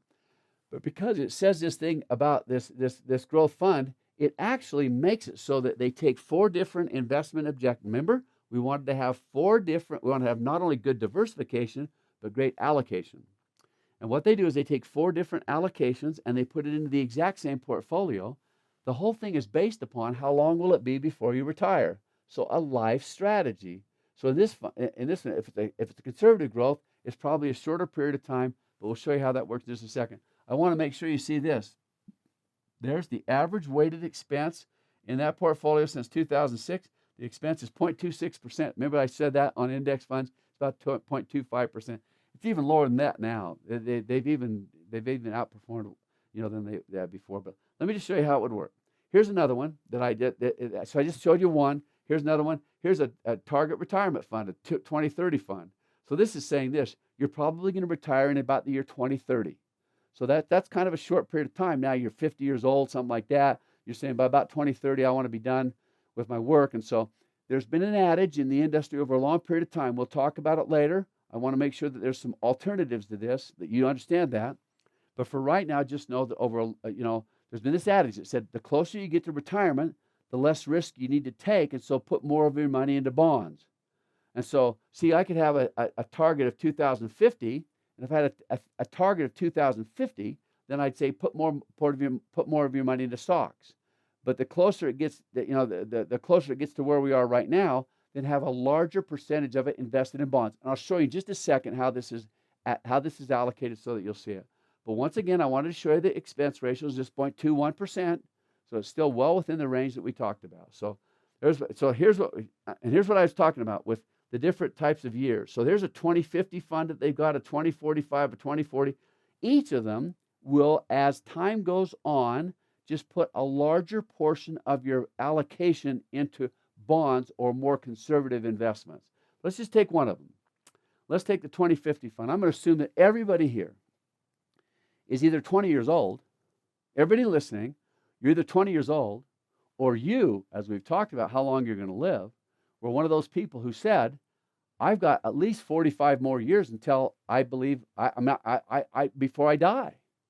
And if you've got 45 years more before you die, then you've got a long, long time out there. Let's get you in one of these long-term investment performance, in one of these long-term portfolios, so we can maximize the potential return that you could get. Not the absolute or the guaranteed, but the potential return that you could get during that period of time. So let's just take that 2050 fund. Here's a 2050 fund. Now look, here's what I told you. They'd be invested in a number of different types of index funds. So there's your index fund. And look, in fact, I think I've circled each one of them so you'll see it. In each case, it's an index fund that your money's in. Here's a stock market index. Here's a bond market index. Here's a European stock. Here's a Pacific stock, an emerging market stock fund. And you'll see what percentage is in each of those. Because we're in a growth fund, one that's for a longer period of time. Look at it. 72% of the money would be invested in this stock market index. So those that you heard bond market and that kind of stuff, that's a very small amount of your money, but you can see how there's more than one investment objective all packaged in to just one fund that you can put your money into. I think they're just excellent. Let me just show you a couple of things that I think you'll find very fascinating. Let me show you how well diversified you'd be. This is kind of fun. Have your money in 10 companies or 20 companies, something like that. If you put your money into that fund, and I want you to know, if you took $1,000 today and put it into that fund, this is how many companies that you'd own. In this stock market index fund right now, the companies that you'd be invested in is 3,381 companies. That's diversification. So what if one of those companies had a poor performance or even went bankrupt? You can see how it would not have too negative an impact on the overall value of the portfolio, and that's why diversification works so well. How about that bond market? In the bond market, you'd be invested in bonds of 4,762 companies. So between just those two portfolios right there, you'd have had your money invested in nearly 8,000 companies. Somewhere real close to 8,000 companies. The European stock market, you'd have 478 companies. In the Pacific stock market, 493. In the emerging stock market, 831. Look at this. Your money would be invested total. You'd have 5,183 companies in their stock, and in bonds you'd have 4,762. Can you see how you'd have nearly 10,000 companies that you'd be invested in with that simple $1,000 investment that you made? I hope it's obvious. You can quickly see where you're not only well diversified, man, that's diversification extraordinaire, but you'd also be well allocated because you'd be in these different investment objectives. That's why it obviously works so well. So just, and I want you to know, I just think that's an excellent place that somebody over the long term could invest their money and expect to receive a good return. Now, you might be one of those kind of people who would say, Brother Marsh, I don't know that I want to just put it in one thing. I kind of want to get more involved in it. I want to see if I can pick some of those mutual funds myself. Can I make a recommendation to you? There's a company that's called the Value Line No Load Fund Advisor. Now, no load, what does a load mean? A load meant commission.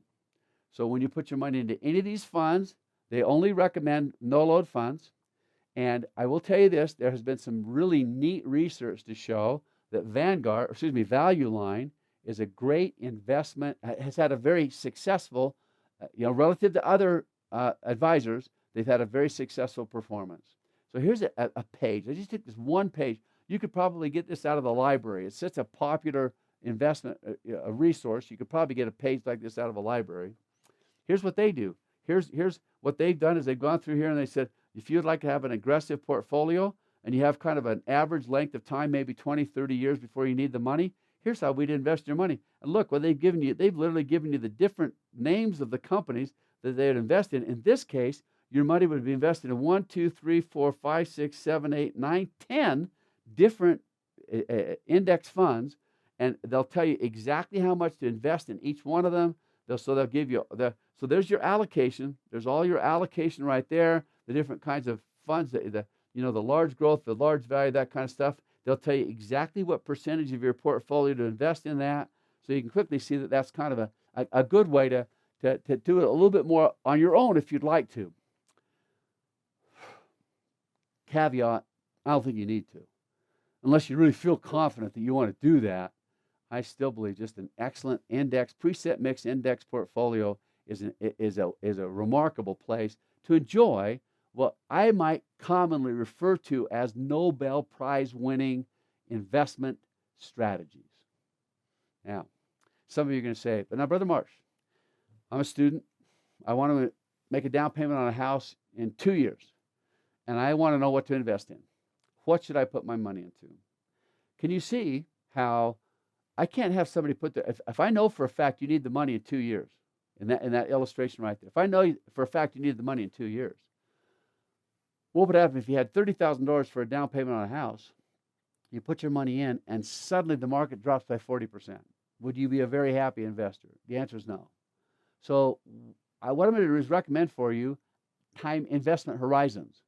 And as you saw, now remember back in those Vanguard portfolios, they would give you those specific investment horizons, So you want your money out in 2020, you want your money out in 2030, 2040, whatever. So they'll give you all the different investment horizons so you can still invest in those companies with your money. But just know this, if you need your money, so I have some money that I'm going to use shortly, where should I put my money? It depends on the timeline. If you're going to use that money within 2 years, unfortunately, I'm going to tell you to go put it in a money market. Oh, you should see the yields on money markets right now. Money markets, I don't want to get too complex. We're not trying to make you a sophisticated investment advisor. Money markets are where large AAA rated corporations they will loan money to large AAA rated corporations on a very short-term period of time. So the fact that they're AAA rated and it's a short-term period of time makes them very risk-free, or at least relatively risk-free. And they're a great place to park money, but boy, you surely don't get a lot of money. You might get a yield of something less than 1% right now in the average money market in America. But this is the fact. When you need that money in 2 years to buy a home, you'll definitely, remember, no guarantees, but you'll probably, it's a highly likely that you'll have that $40,000 and it will not drop in value. I can't remember a time that a money market account has ever ultimately lost value. Anybody that sponsors them knows that they've got to keep that value up. And sometimes companies will even pour money into the money market just to make for absolutely certain that no one ever loses money in a money market. So it's a very conservative place to have your money. If your timeline is 2 to 5 years, then you can do one of those conservative portfolios that we just recommended out of Vanguard. You can go put your money in one that was an investment timeline of, you get your money back in 2025, something like that, if you needed the money in just 2 to 5 years. If you got 5 to 10 years, then you can select one of those Vanguard portfolios that we just talked about and have it in a balanced portfolio, and what they'd refer to as a balanced portfolio. If you have more than 10 years, then you're definitely in a position to do one of those equity portfolios. Now remember, should anyone here write down, okay, then I better go put it in an equity portfolio and go do exactly what they said on the in our presentation today. Everything we say here is for general information. It's not as a specific recommendation to you. You should seek out your own advisor or make sure that you do it in a way that really fits your overall financial and investment perspective, not just on an isolated instance of what we might recommend in a short period of time here. Next thing I want to show you is this. It was one of the things that we put into a 401k presentation that we had once that we did for BYU that people responded so positively to, I wanted to show you. Many of you, now we haven't talked about 401ks a lot in our investment lecture today, but we obviously talked a lot about them in some of the other lectures that we've already done, especially our so more money than you'll ever need. We talked about the critical part of having that as part of your formula, your HX11. So your X, remember what it was to invest your money, at least 10% of your money into a 401k. So we talked a lot about 401ks there. 401ks have so many different advantages. One of the biggest advantages to a 401k is you had all those multipliers and matches that we talked about. So if I put my money into a company that has a 100% match, so for every dollar I put in, they'll put in $1. That's obviously, that buffers your risk a great deal. If you also invest the taxes that you save by putting it into a portfolio where you save the tax going in, that also buffers your portfolio in a significant way. Let me just show you how it works so you see visually what I just talked about. So here's a 401k. Here's I call it the 401k TKO, so the knockout. Here's the knockout punch about a 401k. Let's assume that over time, you've been investing now, you've been, over a 45-year period of time or 40-year period of time or something like that. The total contributions that you put into that 401k is $500,000. That's your contribution to the 401k. Now, if you had the money, if you also calculated the tax that you saved by putting that money in there, remember our 50% tax match that we talked about? In our HX11. If I had that tax match, we talked about it also in $1 Million Choices. If I had the tax match of 50%, that would mean that on the $500,000 I've invested, I've saved taxes of $250,000. Is that my money personally? That's money that I would have sent away to the federal government or the state governments. So it's money that's just sitting in the portfolio because I was smart enough to invest all the taxes that I saved also. Then, what if I'd have had my money with a company that matches every single one of my contributions, and so I had a 100% match? Look, with all the money I'd put in, $500,000, $250,000, if they matched all of that, I'd have $750,000 more in the portfolio. I'd have literally in that portfolio, I'd have a total of $1.5 million. How far, here's my question, how far would that portfolio have to drop before you would start losing your own money? So if the portfolio, you see what it is real quickly. What if the portfolio dropped by, if the market dropped by 10%, you'd have 1.3 million. You're not even close. You're not even close to what you had when you, so if it dropped by 10, 20%, there's 20%, there's 30%, there's 40%, there's 50%. Look at that. The market could drop by 50%, and you'd have still, can you see it? Still not lost that one penny of the amount of money that you had invested. So of your money that you're putting into it, you're still, and that includes the growth, so the money you put into the growth, but this is also including the money that you put in for taxes and the growth, whatever. So ultimately, the money that you put in and all the growth that you experienced on that investment, you still wouldn't be down to it. And you can see, I think we have to, so that's just employer matches, that kind of stuff. You have to get kind of a 70% drop in the market, which in the history of the American market, at least since 1900, has never happened. Never, if you're in a well-diversified, well-allocated portfolio, you're not going to drop by 70%. Or at least based on historical performance, you're not going to drop by 70%. You can quickly see how that surely buffers a lot of the risk that's associated with putting your money into those kinds of portfolios. And so I actually calculated it'd have to drop by 66% for you to ever get to the point. And so you can imagine how far that market would have to go down for you to ever get to the point where that would be a genuine concern to you. So here's one more thing I wanted to show to you. So it's kind of similar, but it kind of takes something that we learned in a previous lecture and puts it together with something we learned here. Can someone actually outperform the market for you? It's pretty tough. It's pretty tough. I shouldn't say pretty tough. based upon all of our research, nearly impossible. Now, let's just say, for instance, you have this profound need to really try to outperform the market. And I'm going to give you the benefit of the doubt, and I'm going to say you could outperform the market by 2% by sitting in front of your computer screen, by doing all the analysis, by taking all the time that's necessary to make the very smartest decisions on your portfolio. Let's just assume that you could make 2% better return on your money. And so all I want to show you is how much time that would take, how much risk you're taking, what the probability of your success would be. It would be very difficult to outperform by 2%, but I'm going to give you the benefit of that and say, here's what we've got. Instead of getting an 8% growth on the money that you're putting in, what I've taken the money that you're putting in on an annual basis, and I'm saying, what if you instead of getting an 8% growth, you got a 10% growth, and I'm going to add up all the different yields that you could have gotten by getting that 10% growth. But then what I'm going to do is contrast that with, instead of doing a 2% extra yield, I'm going to say, what if each year you did the smart thing that we talked about in $1 Million Choices? Spend your time identifying and implementing excellent $1 million choices and then investing that difference in your portfolio. But let's not get a 2% better yield. Let's just do a 1% $1 million choice every year. You see what I'm saying?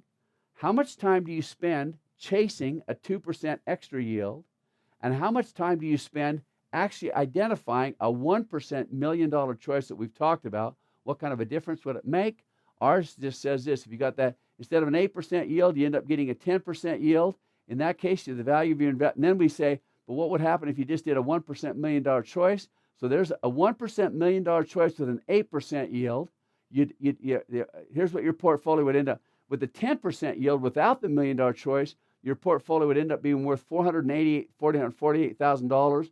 With only an 8% yield, by putting a 1% more in each year, the value of your investment would be $626,000. You can quickly see why we say you'd only have a 40% better return by spending your time in something that you, for the most part, have nearly complete control over, instead of spending your time on something that you have almost no control over and a very low probability of success.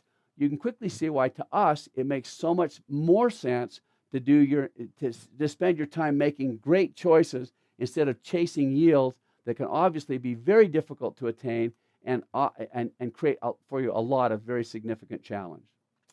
Now I'm going to break between this and the next thing that I want to talk about, this thing, so your money has a death wish. I just want to build you up for it, but then we'll kind of take a little break, because I'd like you to take a break. It's probably a good time to shut things down and consider what we've talked about so far. A lot of people, when we talk about what could happen, have a very difficult time understanding the significance or the potential that we're discussing. But then when we talk about what could happen if you make the wrong choices, for some reason the nature of the human mind understands negative outcomes far better than they understand positive outcomes. So what we'll do when we get back to this is do a different kind of a lecture that we're still talking about investing, but what we're going to do is just say, what are some of the craziest things you can do? What are some of the kinds of things that I would suggest, based upon all the research, based upon what has actually happened in the market, be some of the worst things you can do? And we simply call that portion of the lecture, So Your Money Has a Death Wish. A lot of times it's exciting to think of all the ways that you can make money in the investing world.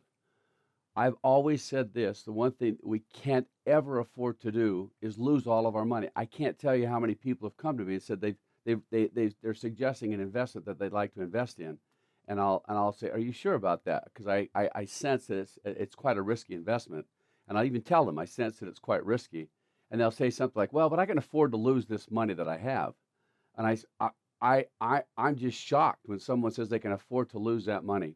I think under no circumstance should we ever in ourselves imagine that we can just afford to lose the money.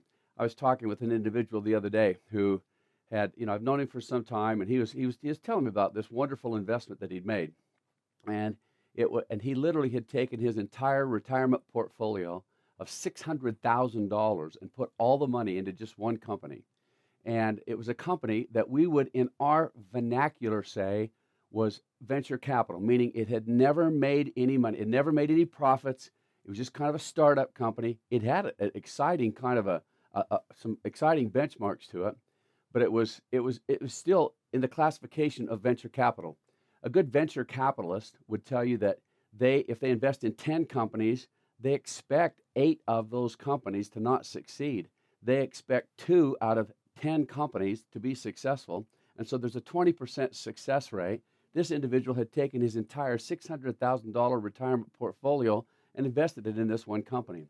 As soon as I said the words venture capital, this individual knew exactly what I was talking about. And he quickly it's almost like he shook and said, I just didn't see it that way. And I reminded him how important it is to categorize and have independent counsel, independent anything, a mentor, someone that can provide you some suggestions or advice prior to making some kind of investment like that. And right at the end of our conversation, I asked him if it was possible to take some of his money out of it. He said, I guess in the long run, we can afford to lose that money. This was a guy that was 65 years old that was telling me he could afford to lose that money, and it was their entire retirement portfolio. I just hope that when we talk about any kind of an investing strategy, we also benchmark that with some real fun, not fun, but very, very encouraging ways of saying there are some things that I would suggest truly are what I'd refer to as so your money has a death wish. These are things that I would be very cautious. Sometimes they might be fraudulent activities. They might be activities that are just highly risky. Venture capital funds or venture capital investments of any kind, before you go into that, will you recognize or understand that you have an 80% chance? And those are the individuals who professionally are out there investing money like that all the time. They have only a 20% chance of success. I would like to think that we have a vision. I hope that as we've talked about these investments, you've in your own mind said, it seems like with a relative lack of risk, relative lack of overall risk, I could actually have more money than I'll ever need by just investing my money wisely, by systematically and wisely over a period of time, structuring my investments so that they're well diversified, well allocated, and that I have this long-term investment horizon that I've talked about. I would like to think that you have this concept that says we just can't afford to lose money in any way. So let's talk about now. I want to make sure that as we go through these ideas that we're talking about now, some of them are fraudulent activities, some of them are just risky activities, some of them might not be the most highly successful activities that people have participated in the past. One of the questions that people always ask of me when I go to a workshop talking about investments, they say, Brother Marsh, what do you think about precious metals? What is a precious metal and why are precious metals such kind of a hot button in the investment industry?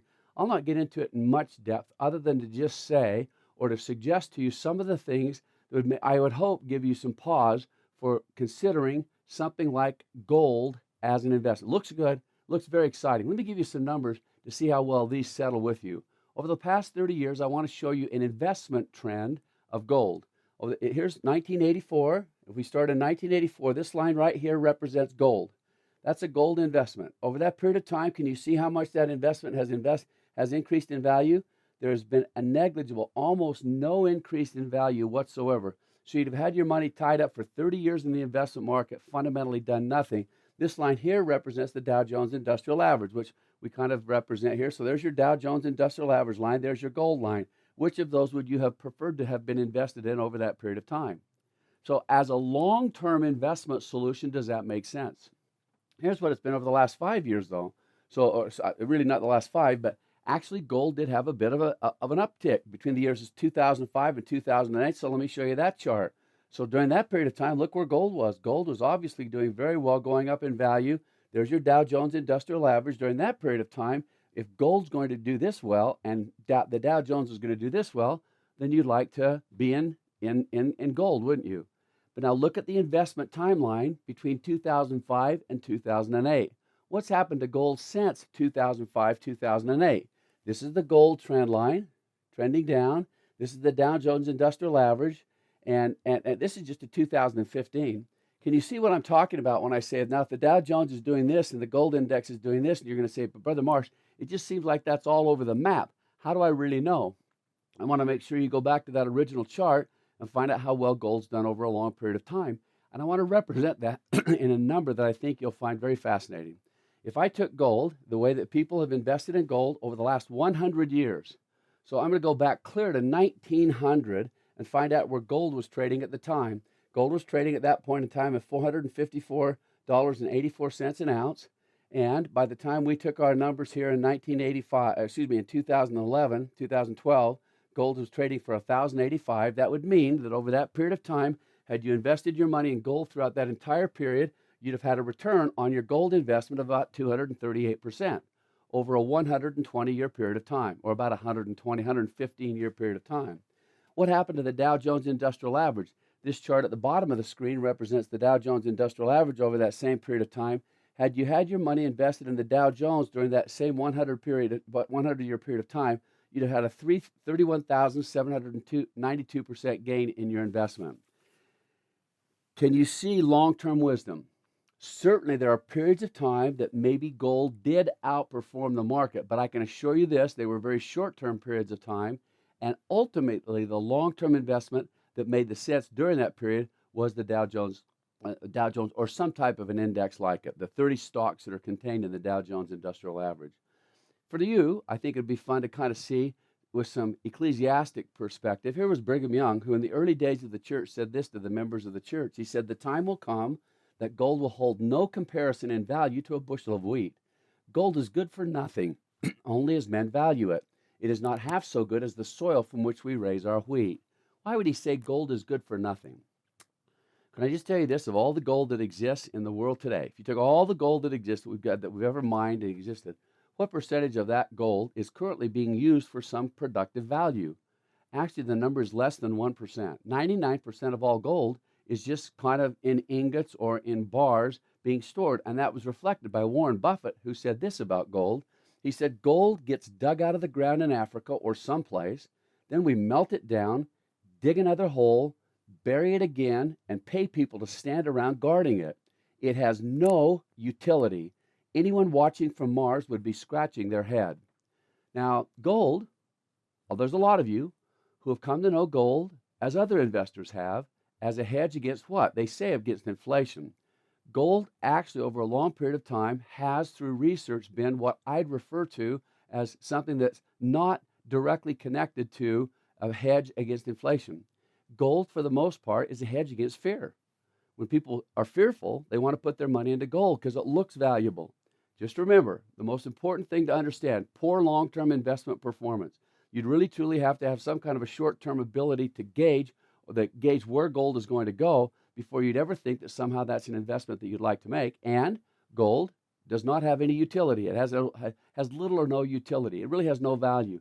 Literally, it's just ingots or bars that somebody is holding on. I would suggest the first thing that I would recommend in this case is that precious metals are, in my view, not a great long-term investment and something that you want to actually be quite careful of.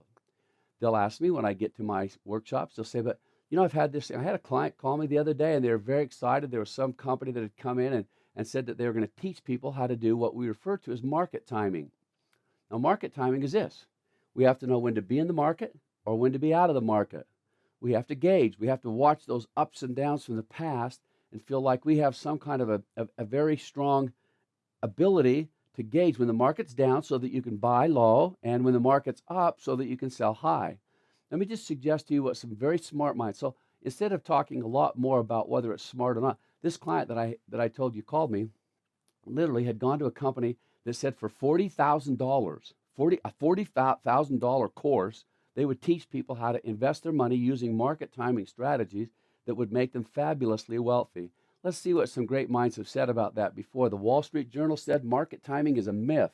The Investopedia, which is a great source of information about investments, says market timing fails as a moneymaker. Market Watch from the Wall Street Journal says why market timing does not work. The Motley Fool, 3 reasons why market timing does not work. Forbes magazine, the problem with market timing. And here's another one from First Trust that says timing the market doesn't work. Do you kind of get the flow? All the research that's ever been done. So when someone tells you that they're going to somehow show you how to time the market, you can make your own decision about whether to throw your money into that kind of a strategy, but I can save your $40,000 for you and I can suggest to you the wealth of information or material that's coming from every research project that's ever done where we actually audit those statements that people make about how much money you're going to make doing market timing. And I would suggest to save your money and just invest it the way that we've suggested it, with great allocation, great diversification, and a long-term horizon. Something that's kind of closely related to market timing that we've already talked about, but it's kind of fun to discuss it in greater depth now. Others will come up to you and say, yeah, but I know how to invest in those little derivatives. Remember derivatives and what they did? It's where I'm not buying the asset itself. I'm just buying a contract that makes it so that when the market goes up or down, I can capitalize on the different individual markets that are there. Do those hedge fund strategies, or those derivatives or hedge fund strategies work? I've got some really kind of fun things to show you. When we talked about that, I'll give you kind of some other names that we can use for it: currency trading, arbitrage, futures, options, credit default swaps. I just believe it would be helpful for you to see what the Wall Street, what some others have said, what some great research have suggested about here. Here's the Harvard Business School when they talked about this concept in what they refer to as the Journal of Financial Economics. They did a massive research project into these hedge funds. Now, here's what will happen. Some people will come up to you and they'll say, listen, we've got some really, really sophisticated guys that really, really know what they're doing in hedge funds, and they're going to make you a lot of money. The sad thing is, a lot of times they charge very high investment expenses, like maybe 4% per year, plus a cut in all the profits that they make in the portfolio. And boy, they're going to give you some very, very powerful sounding names and strategies that will sound like it's going to make a lot of money. Look what the Harvard Business School found in all their research. They said what it results in, what those hedge funds result in, is higher risk, lower returns, and what hedge fund investors really earn. When they said what they really earn, they said that they earn 3% to 7% lower than buy and hold fund returns. That's the ones that we're talking about. Buy them and hold them, and don't worry about trying to time the market or get involved in hedge funds. Just do those buy and hold funds. The real alpha's an investment terminology for hedge fund investors. The real benefit that you derive from it, as reported by the Harvard Business School, was close to zero. It obviously did not provide the returns, so the return experience of a hedge fund investor is much worse than previously thought. So here's someone who takes the time, they go out, they do the research of all these hedge funds, and they come back with the results that say, wouldn't it be great just to know that you as an investor could accept or think that somehow you could kind of believe in that kind of research that's been done. You could avoid that strategy and probably avoid a lot of heartache in the investment market. Something that was very fascinating, something that happened about 8 years ago that I think you'll be very fascinated with. Warren Buffett. Now, Warren Buffett, we like Warren Buffett. Warren Buffett seems to invest his money, and he always says to invest your money the exact same way that we're talking about. Just well diversified, well allocated, hold on for a period of time. Warren Buffett made a bet. He just said this: I'll bet you $1 million. And he went out and he kind of established that bet. He said, I'll make you a bet that I can show you a fund that you can invest in that will outperform hedge funds. And so there was a group called the Protege Partners. And let me just show you what they found. So Buffett went out, and what he did was he chose the S&P 500 fund. By S&P 500, I want to make sure everyone understands this concept of an index. Just know that the S&P 500 index takes probably about the 500 largest corporations in America, and that tracks their success. So we have a lot of funds called S&P 500 funds, where the fund managers will go out and they'll just buy the companies that are invested in, that are part of the S&P 500. And what they do is, in this case, they just buy the investments and they just let them sit there. So once again, remember what we're talking about. Buy well diversified, well allocated, and just make sure you hold on for a long period of time. These people hold on to them forever. They never try to time the market, or they never try to have these hedge fund strategies. So Warren Buffett made this $1 million bet about 8 years ago, and this Protege Partners actually took him up on the bet. And let me just read you the results. The stock market index fund Warren Buffett picked continues to outperform hedge funds in year 8 of the 10-year bet. Now remember, it was 8 years ago that he made that bet, and it was $1 million bet with this group called Protege Partners. And Protege Partners took him up on the bet. Here's what happened. The low-cost Vanguard, remember we've been talking about Vanguard, so here's Warren Buffett recommending Vanguard also. The low-cost Vanguard S&P 500 Admiral Index Fund Buffett chose. That's the one he chose, and he said, just put your money into that. Don't put your money in this high-powered, the stuff that we think is high powered that has all these high investment expenses. And that index fund that Warren Buffett chose 8 years ago is up 65.7% since the bet began with Protege Partners. Protege Partners picked 5 funds that bundle hedge funds, and they are collectively up 21.9% on the average. Do you think Warren Buffett's going to win that bet?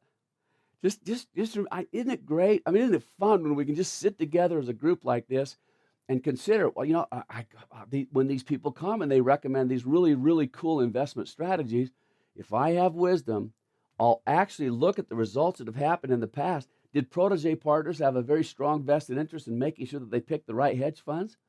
Obviously. And how did they do? They're up 21.9% over the last 8 years. Over the last 8 years, that Vanguard S&P 500 Admiral Index Fund is up 65.7%. It's not very flashy, is it? Hedge funds are flashy. Everybody gets excited about hedge funds. God, who doesn't want a hedge fund? Because obviously that's going to provide a lot of very fun kinds of returns for you that you would not be able to get any place else. And the reality is, if you just do what we've talked about, it might be a very wise thing. And I hope you do, because I hope that you find and you see that we don't want you losing your money. We don't want you to give $40,000 to somebody to do something that obviously substantially underperforms in most all instances. The next thing I'll talk about is this. We've had a lot of individuals who have gone out and made investments in funds that cannot be audited. So let me give you an example. Let's just say somebody comes to you tomorrow and they say, and I know some guy that's been investing his money in real estate, and he builds homes for people or whatever. He builds homes, he flips homes, he does a lot of kind of sophisticated real estate investment strategies. Over the last 10 years, he's made 16% per year. You think, wow, 16%? Crud, those money market funds now are only providing me less than 1%. Why would I ever have my money foolishly invested in the money market funds? I'll take all my money and just dump it into that real estate fund. Wouldn't that be a good idea? What's the problem with that representation that they just made to you?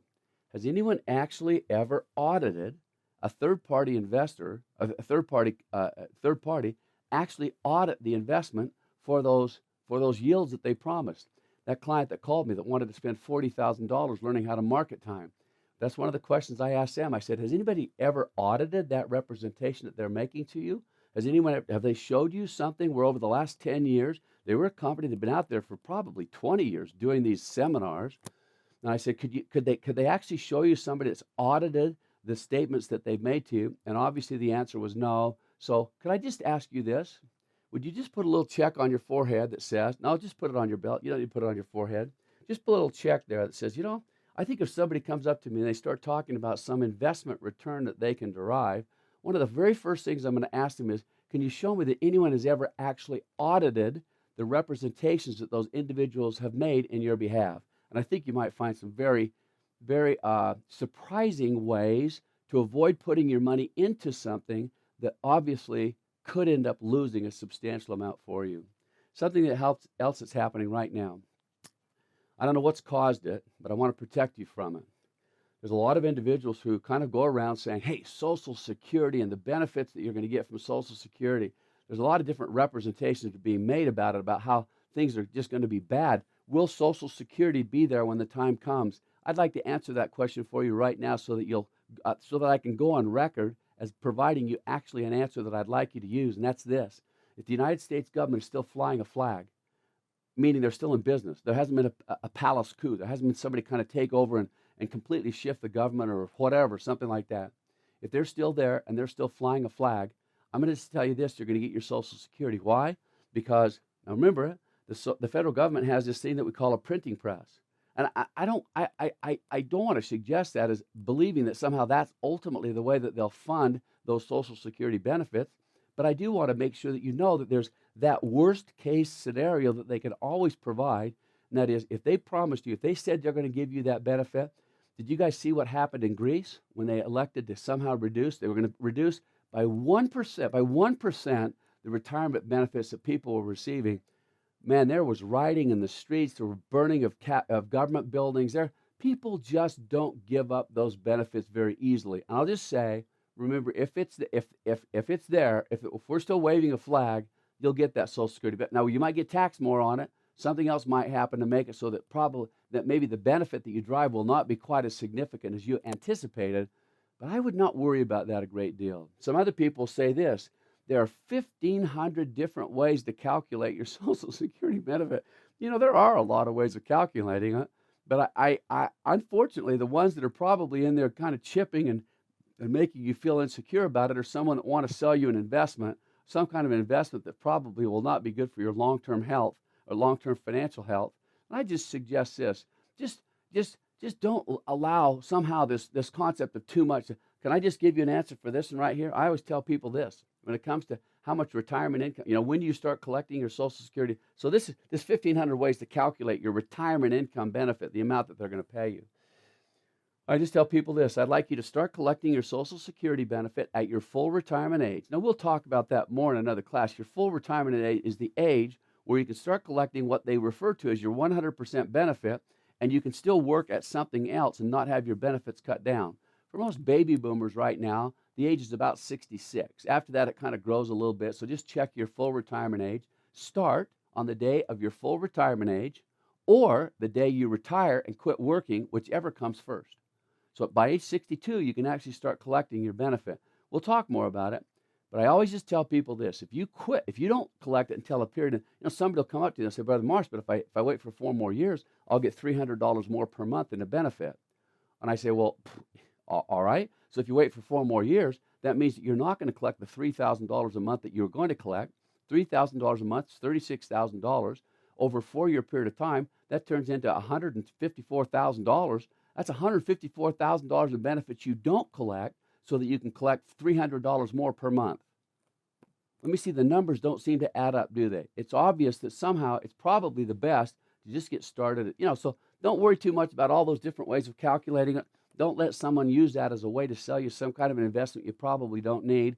Just stick with, when it comes to Social Security and security, I think you'll find that ultimately there's not a lot to worry about. So protect yourself with my invest. So there's somebody that's going to, I'm going to protect you against that terrible thing with Social Security. They've got all sorts of life insurance policies and annuities and all sorts of things that you can buy to protect yourself.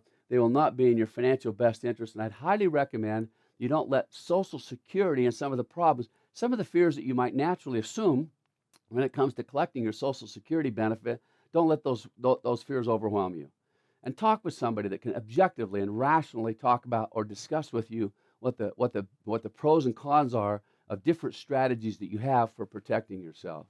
One of the things that also happens a lot of times in workshops, someone will come along and they'll recommend for you a kind of a fun investment, kind of a fancy investment. And you'll say, but I really don't have much money to invest. They say, that's okay. You have something that we refer to as equity in your home. And we think it'd be a really good idea. Our investment is so good. It's so wonderful. We'd like you to pull money out of your home.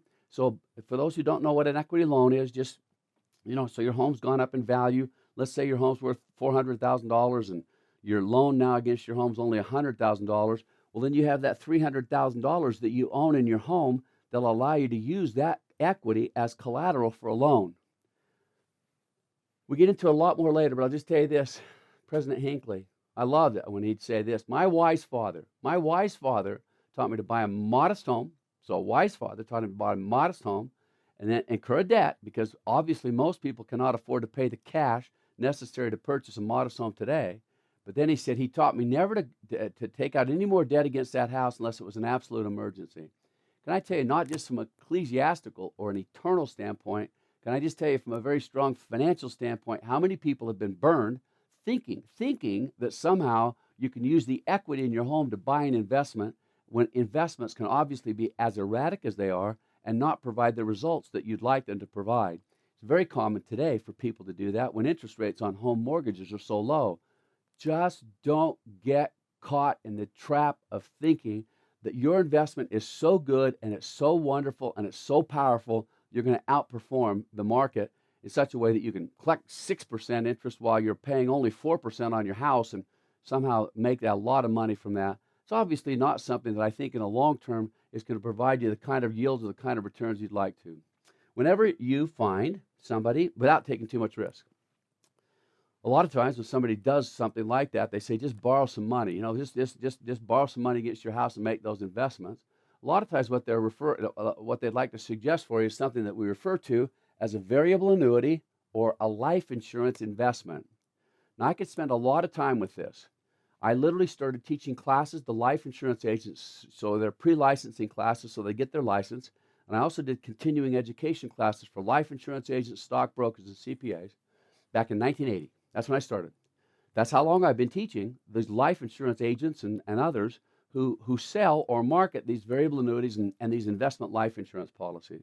I think I can suggest with some enthusiasm that probably no one, there are very few people that know as much about those investments as I do. I have what's called a Chartered Life Underwriter designation, a Chartered Financial Consultant designation, a Masters of Financial Services, all that came on the heels or with the confidence of this information I knew about life insurance. Can I just tell you, almost unanimously, I tell people to avoid variable annuities and life insurance investments.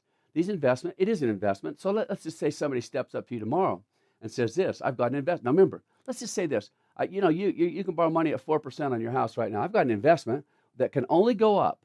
It will only go up in value, and it will never go down. Will never go down. So every time the market goes up, we'll lock in whatever it went up to, and then we'll lock in on another one. We call them indexed annuities or these variable annuities. It will only go up. It can never go down. And the investment, and you can invest it in the most risky investments that you want to invest it in, and it will still do that.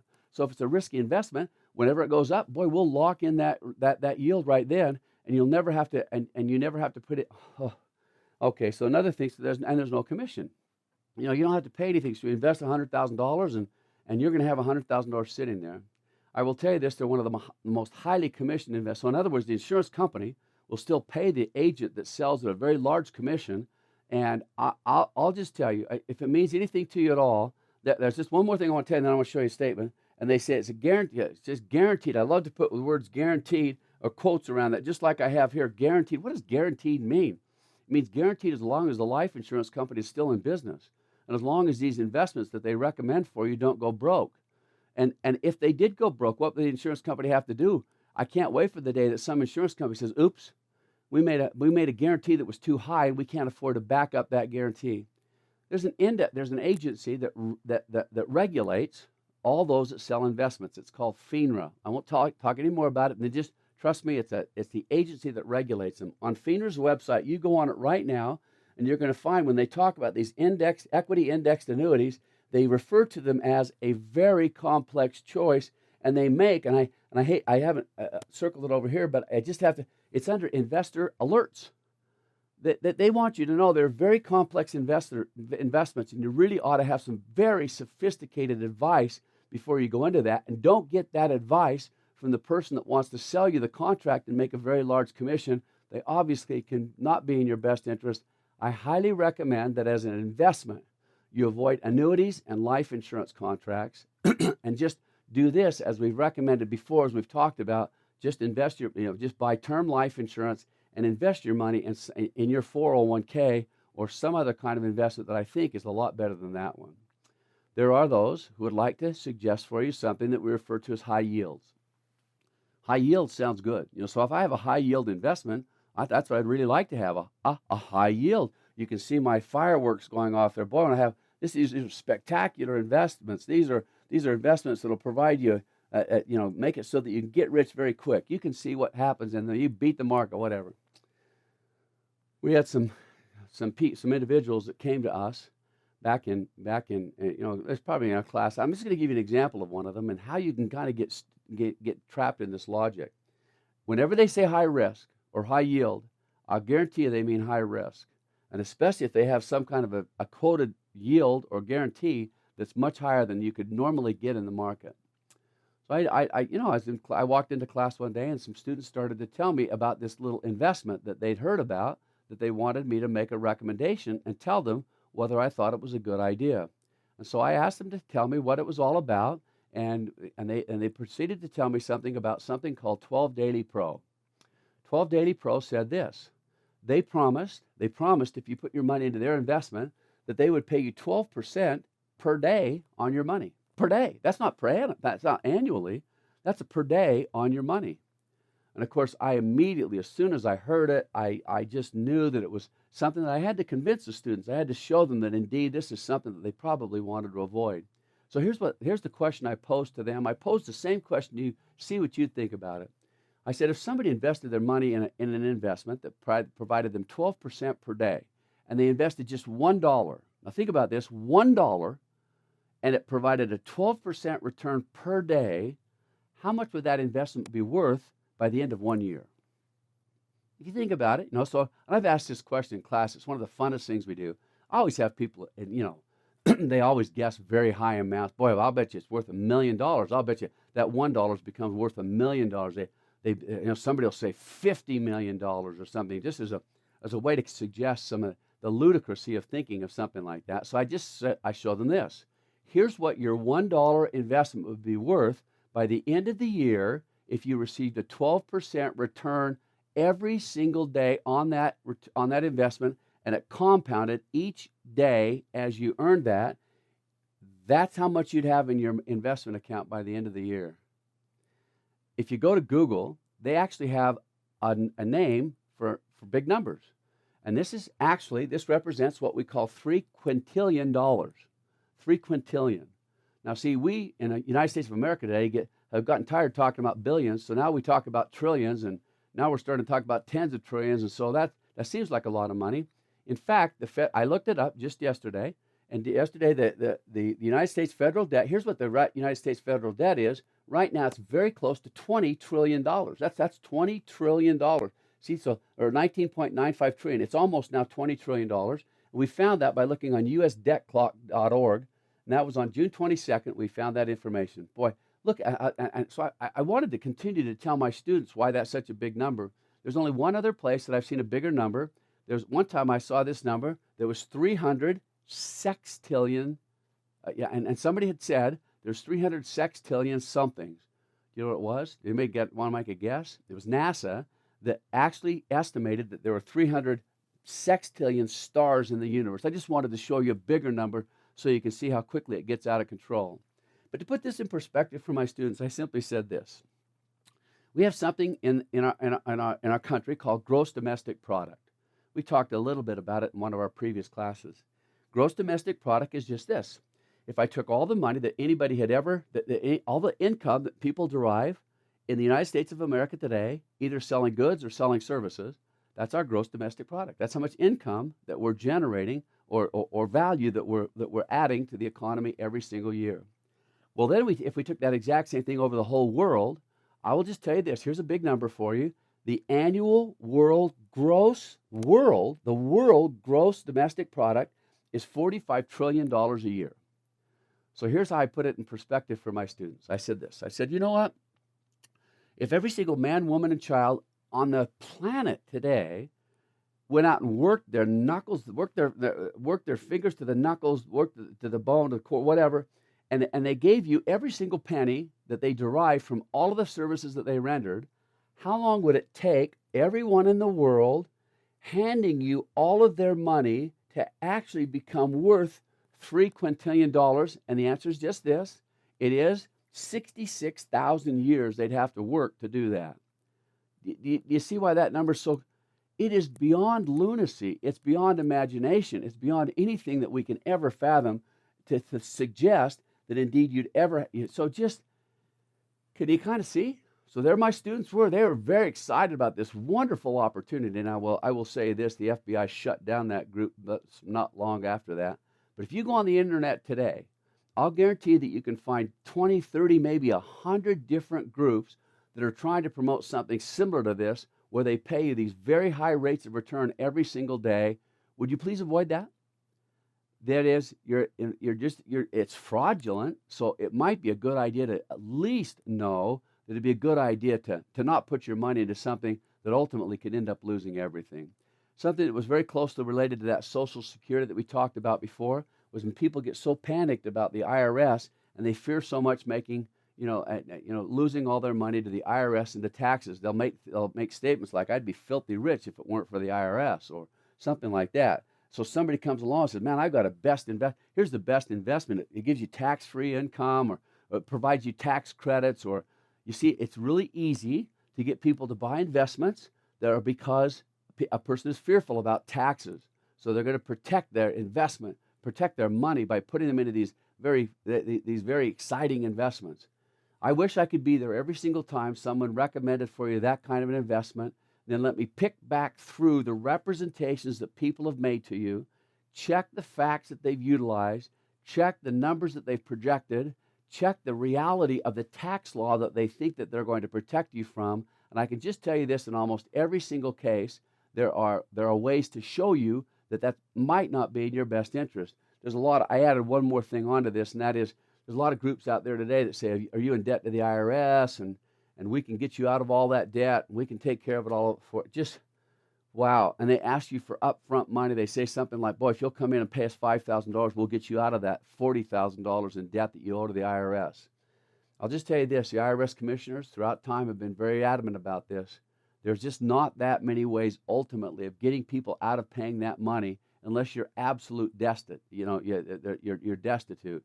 And for those who have actually audited the representations that people make on those commercials on TV or on the radio that promise that they're going to get you out of debt to the IRS, it's very rarely ever something that ultimately ends up happening in a positive way for you. And we're going to talk about Roth IRA investing. In fact, we'll get into something that, that's been one of the ones that people have become most excited about. So let me make sure you understand this concept of a Roth IRA. So what's a traditional IRA versus a Roth IRA?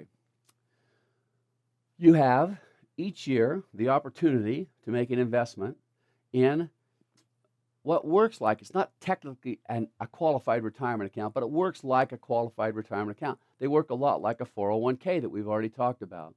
You can put your money into the investment, and at least in the past, you put your money into the investment.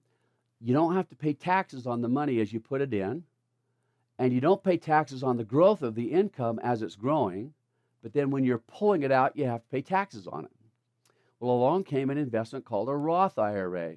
And in this case, they said, you do pay the tax going into the investment. So let's put your $5,000 or whatever it is into the investment, but pay the tax right now on that money. Then all the growth of the investment and when you're pulling it out, you never have to pay tax again. It swept the country. I mean, financial advisors loved it. I want you to know, I've actually spoken before large groups. I once had a group of 650 life insurance agents, stockbrokers, CPAs, registered investment advisors, and others that were there engaged in a continuing education course that I was teaching. When they asked me what I thought about Roth IRAs, and I said, I don't support them. I don't agree with what people say about them. Their jaws hit the floor. Let me just show you ultimately how it would work and what my concern was about those investments. I'm going to just kind of give you some hypotheticals. We're going to assume that you put $500 a month into one of these investments, into a Roth or a traditional IRA. We're going to take an investment annual growth rate of 10%, and we're going to assume that your employer will match 100% of your contributions. Let me just show you what would happen in this circumstance. Let me just assume that you're in the federal tax bracket of 0. So you just don't make enough money, so you're not paying taxes right now. If you're not paying any taxes right now, then what you put into the Roth or into the traditional will be the exact same amount of money. So put $5,000 into the Roth and pay no tax. Put $5,000 into the traditional and pay no tax. In that circumstance, it would obviously be best to do the Roth just because you're absolutely in no federal tax bracket at all. But what would happen if your tax bracket was a little higher, which 85% of all of Americans do have some tax that they pay? So in that case, let's assume that you're in the 15% federal bracket and set at 7% state. That's a total of 22% in tax. If you put your money into the Roth, guess what? You pay your money away, all the tax on that you pay away to the IRS or to the state where you live. So what I've done is said this. Now watch, this was the key ingredient that changed the minds of all the people that were in class that day. I said, what would happen if the person, instead of paying that money away to the federal government or the state, they actually invested what they saved? Now remember what our $1 million choices were? Our $1 million choices is finding some way that you can save an expense that you're going to incur, but instead of just saving it, you're going to invest it. So in this case, instead of sending the money away to the IRS or to the state government where you live, let's take that money, just put that into my IRA account. What would happen? Instead of this amount that you'd have, let me give you one more number too, and that's just what would happen if you're in the federal tax bracket of 25% or 7%. So now, can you see why it's all the same number if you're paying your money away to the federal government? So if you do a Roth, you're going to still have the exact same amount of money over the 45 years between now and the time you retire. you'll have accumulated $5,250,000.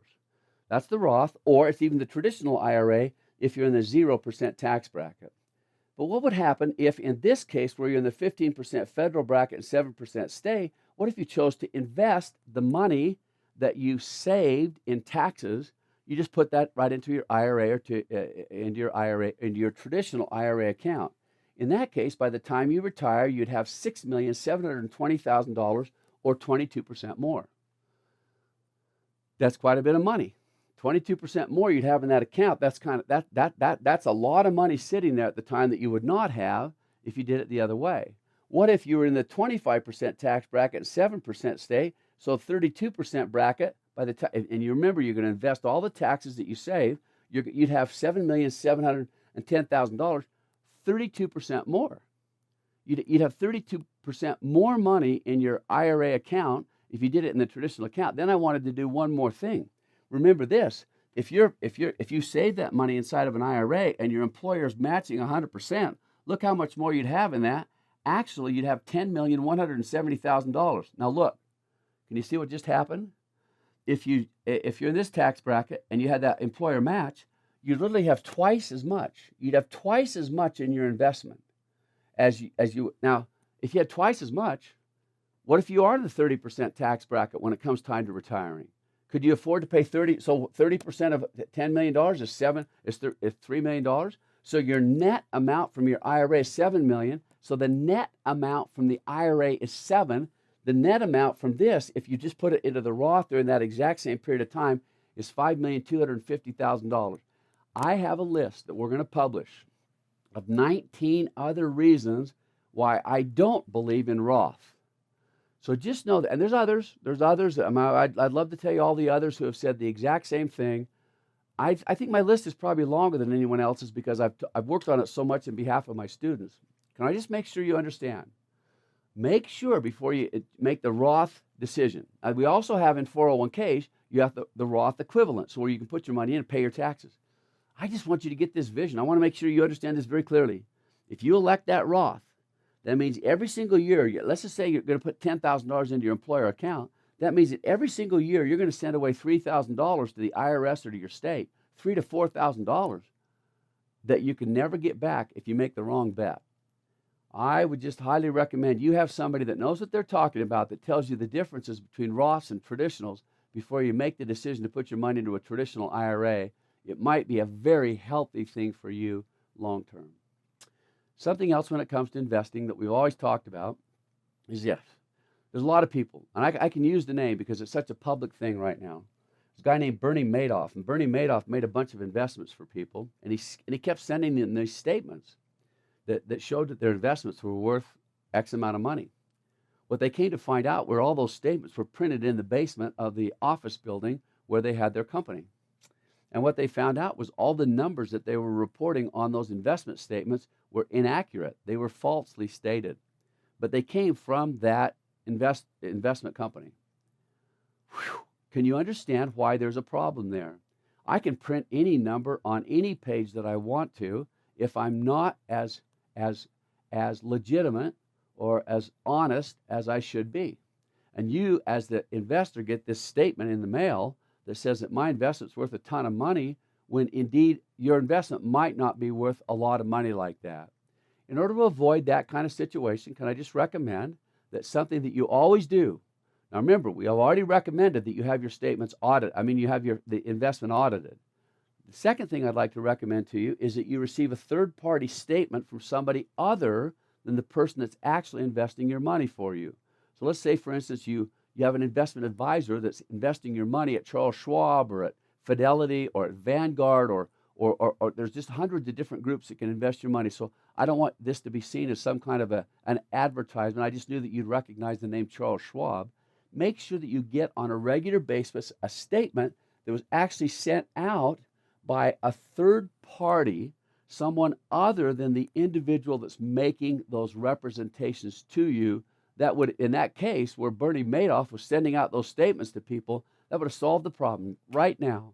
If I could literally make sure everyone has an audited financial statement of the representations that are being given, and they have a third-party statement being sent out to them, that would probably avoid 80 to 90% of all fraud out there today if people would just follow that kind of a benchmark. Something else when you're dealing with a broker dealer or an investment advisor, something else. I want to see if you can understand this. It's very easy to look back. So let's just say I'm an advisor. And I come to you and I say, man, I'm just going to tell you this. Last year, gold went up by 500%. Of course, I don't know that there's ever been a year when it went up by 500%, but we're just throwing out a number. Or any investment. And I can say, wow, this investment went up by 500%. And I'm actually now recommending that investment for my clients. Do you see how easy it is to go back and look in the past, pick out an investment that's done very well, and say, hey, I'm recommending that for my clients now?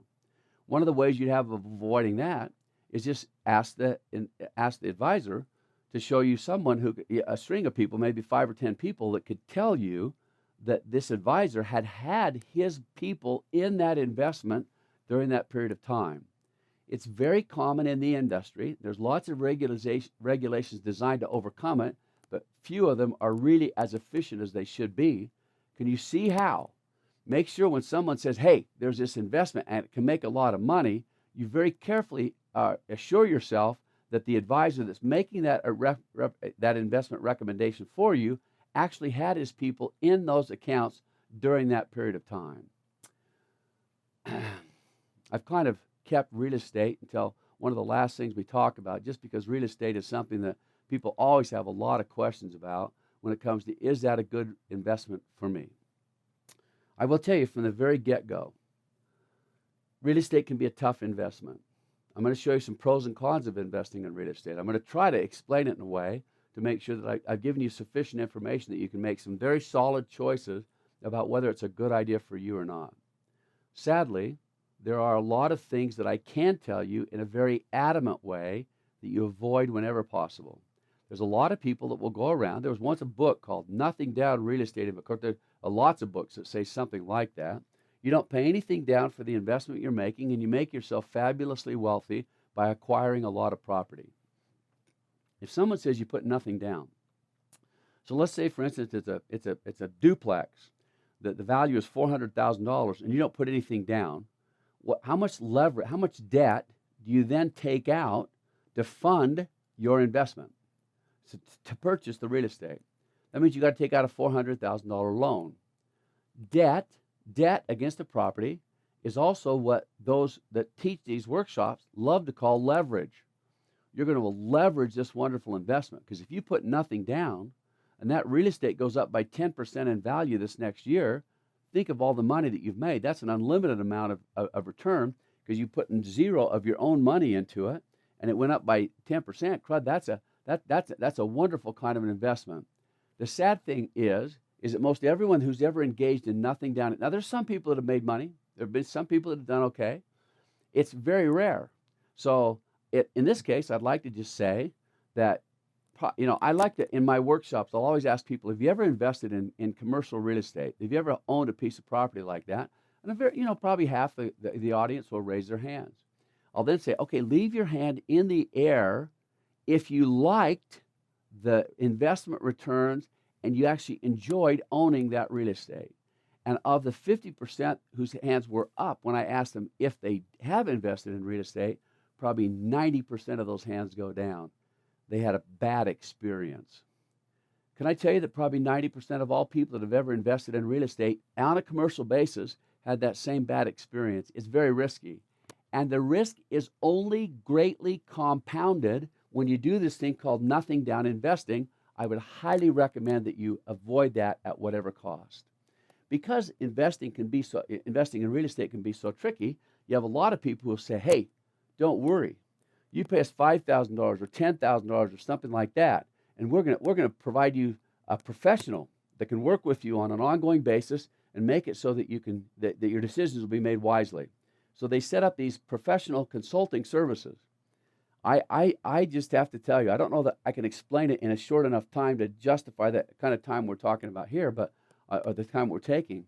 Can I just tell you that I've seen personally a lot of these individuals that they're saying, these are the professionals that are going to help you, and the guy that's helping you went through a two-week workshop on how to do real estate investing, and he's the guy that you're paying $40,000 a year to sit on the phone and tell you what's going to be good and what's going to be bad about investing and direct your path.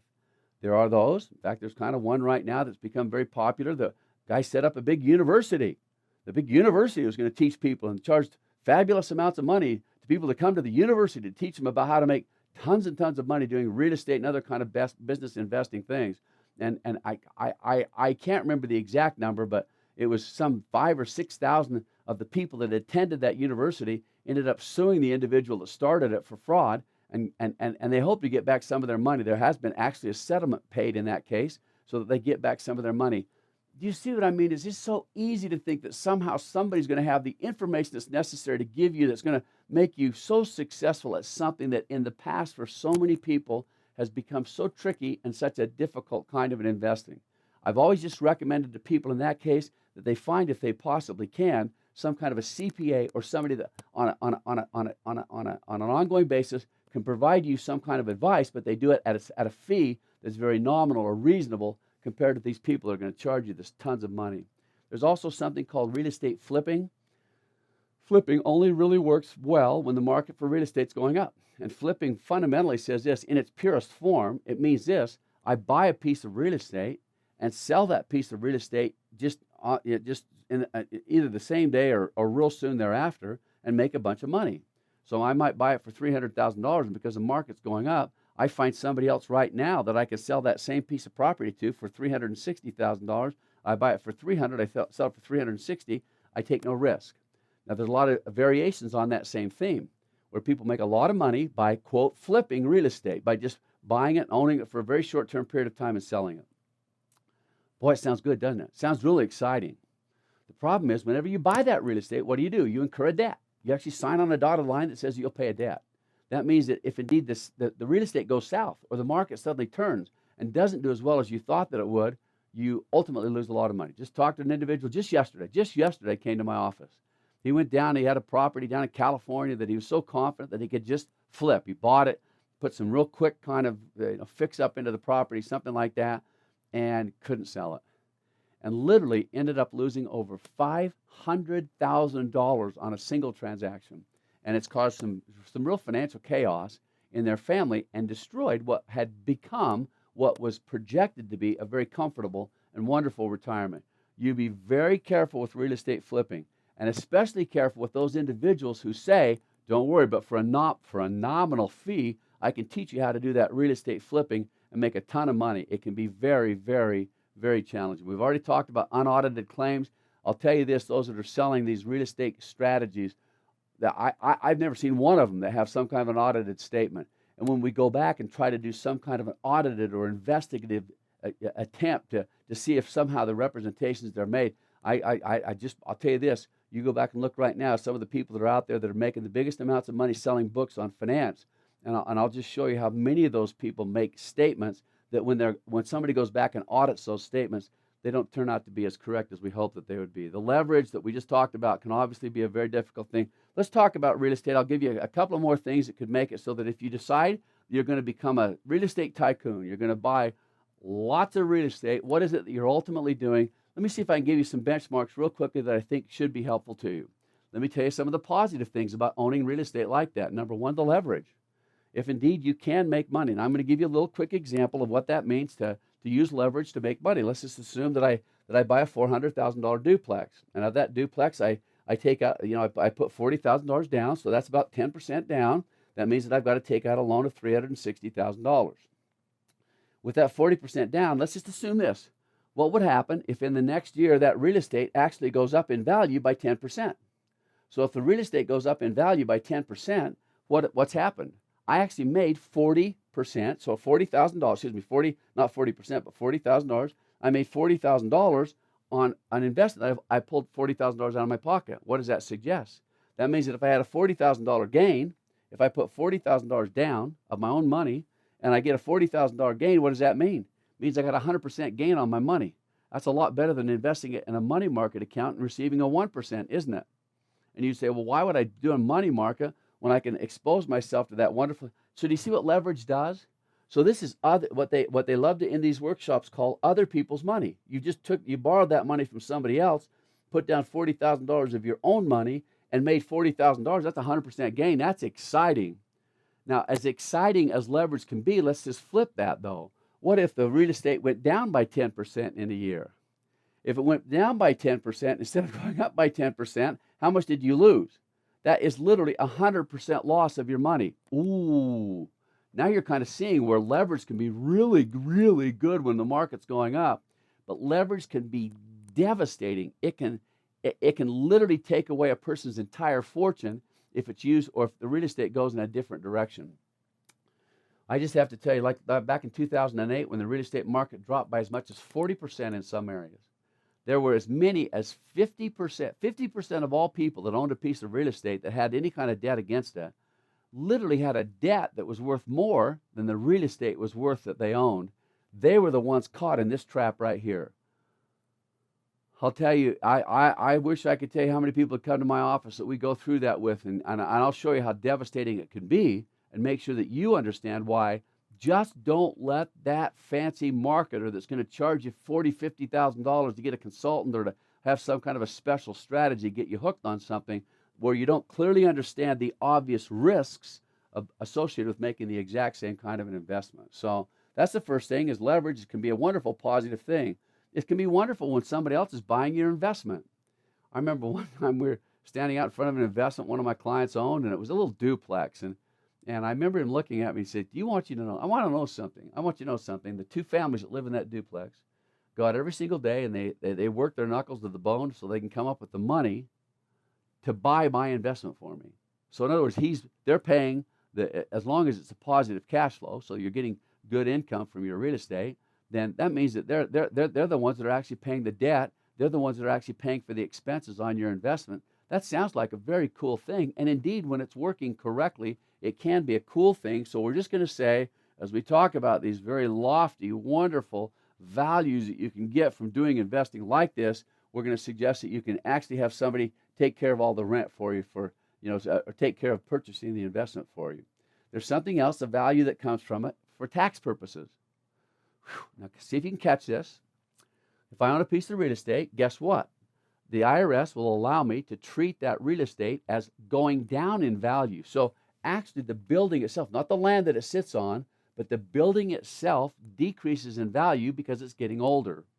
They, on your tax return, allow you to take a depreciation expense on what they refer to on your Schedule E, the supplemental. So they take the depreciation statement is the 4562 statement. You calculate the depreciation on the real estate, and you can take that as an expense against your income. Well, now think about it. That means that, did I actually have to take money out of my pocket to pay that expense? No. It's a non-cash expense, that depreciation you can take on your tax return against other income. That's obviously a very positive reason for investing in real estate. You get that non-cash expense. Something else, when I get these very successful strategies to become a tycoon and want to own a lot of this, is that when we talked about this in our as it related to owning your home, we told you that for whatever reason, it's behaviorally sound.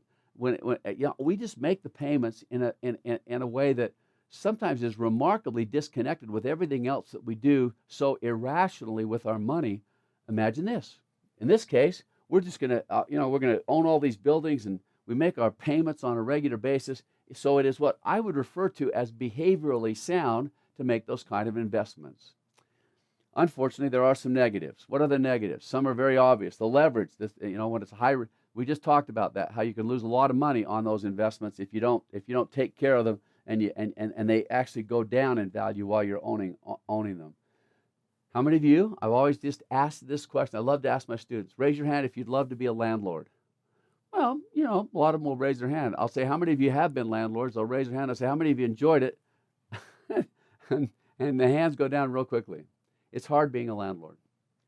I don't listen. We could take a whole hour talking about this, but I'll just say, what's going to happen the day that you put a little family in your rental unit, and let's say there's a divorce, and let's say the one or two of the parents go away and they're not making their child support payments, and and the payment, the spouse that's left sitting there in the house that's got 3 little kids comes to you and says, I can't make my payment this month. Can you just kind of forgive it, or can you just give me a cut or a break or something like that? It is hard. It is hard, especially when there's been some kind of a catastrophe, there's been some kind of a disaster, some kind of a medical problem, or something like that. It is really hard to be a landlord. It's really hard sometimes when you get a call at 3 o'clock in the morning and their toilet has broken and there's water gushing out on the floor and it's leaking onto the tenants underneath in the lower level, and you have to rush over at 3 o'clock in the morning to stop that toilet from overflowing and make sure everything is okay. Before you decide to do real estate, you talk to somebody that's owned a lot of pieces of property and just ask them about the problems that are associated with being a landlord. And I think most people, I think if they really made a serious attempt to understand what the problems or frustrations are, would elect to say that it's not probably something that would be long-term something that they'd like to do. Just make sure you know this. I've always told people this. If you're going to go into the business of owning real estate, just make sure you treat it as a business and not just a passing kind of a hobby activity. A lot of people like to think, boy, you just buy it, you put some people in it renting it, and they just make their rent payments and everything is good. It obviously can take a lot more time and create a lot more frustrations than you might have ever previously imagined. You know, when we invest in the stock market, I like to tell people this. There's a lot of people that come to me and say, you know, Scott, you've suggested that we invest in the stock market. Boy, do you know how frustrating that is? Do you know how nerve-wracking that is? I like to invest my money in real estate where I don't have that same problem with the values going up and down. Do real estate values go up and down? They absolutely do. Why is it that you're not as immediately aware of your real estate going up and down in value as you are of stock going up and down in value? Well, stock, you can open the newspaper every single morning and find out exactly what that stock has done on the previous day. You don't have to wait for the next day for the newspaper. You can get on the internet and sit there and look at the screen every single day and look at it for hours and hours and hours and watch MSNBC or some kind of another business program that gives you on a minute-to-minute basis what's going on in the market, and you can know exactly what's taking place with your investments, subjecting yourself obviously to the fluctuations in emotions that come with those same fluctuations in the market. Can you do that same thing with real estate? No. You obviously have in real estate something I'll refer to as evaluation or tracking uncertainty. You don't know how much it's gone up or down in value in a single day. If people did, their enthusiasm for thinking that real estate is just this solid investment that does nothing but go up, obviously that would be tempered a great deal. My last one is just illiquidity. Illiquidity just means, liquid just means that it's an investment that it's either cash or I could turn it into cash within 1 year. If I own a stock or a bond or some of the other investments that we're talking about, I can readily turn that into cash within a day. I just get on the internet and punch in what I want to sell or what I want to buy or whatever else, and the cash will be available to me either by the end of the day or by the very next day. With real estate, it can be very tough.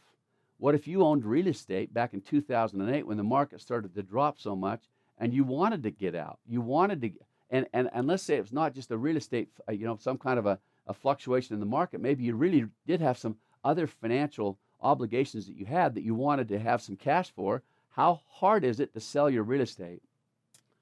I've stood a number of times before, but the one that was most poignant to me was a guy that I knew very well that had come to me for some advice. Of course, unfortunately, he came to me after the problems had happened. He owned about $30 million in real estate. Now get this, $30 million in real estate, that he only owed about $10 million against that real estate. So he owed about $10 million. So he really had what he referred to as a $20 million in net worth. I don't know if we've talked enough about net worth. Net worth just says this: if you took the value of all your assets and subtracted the liabilities, what you owe against those assets, that's your net worth. That's your net worth. He had a $20 million net worth. We'd call him a multi-millionaire, and we were sitting in bankruptcy court, and he lost all of it because he couldn't make the payments on that $10 million that he owed, on the debt that he owed, and he couldn't sell the real estate fast enough to satisfy the creditors who wanted their money on those $10 million in loans. Imagine that, a $20 million net worth bankrupt, and he lost every single piece of that real estate because he could not make the payments, and he could not sell the real estate fast enough to satisfy all those that wanted their money. Can you see how liquidity can obviously be a very difficult thing? Let me give you real quickly some principles of owning real estate that I hope will make it a little more valuable to you. Number one, avoid nothing down workshops. We've already talked about that. Number two, avoid those real estate counselors. Avoid real estate universities or something like that that tell you that they're going to make you fabulously wealthy because you've got all. Avoid timeshare investments. Take a little bit of time to describe this. We've talked about them a little bit in the past, but what's a timeshare investment? Along comes, you go to some fancy resort community and they've got a beautiful, beautiful hotel sitting there, and they say you have the opportunity to buy a piece of ownership in that hotel. So it's a timeshare. You actually buy an ownership right to it, and you can come to it anytime that you'd like to.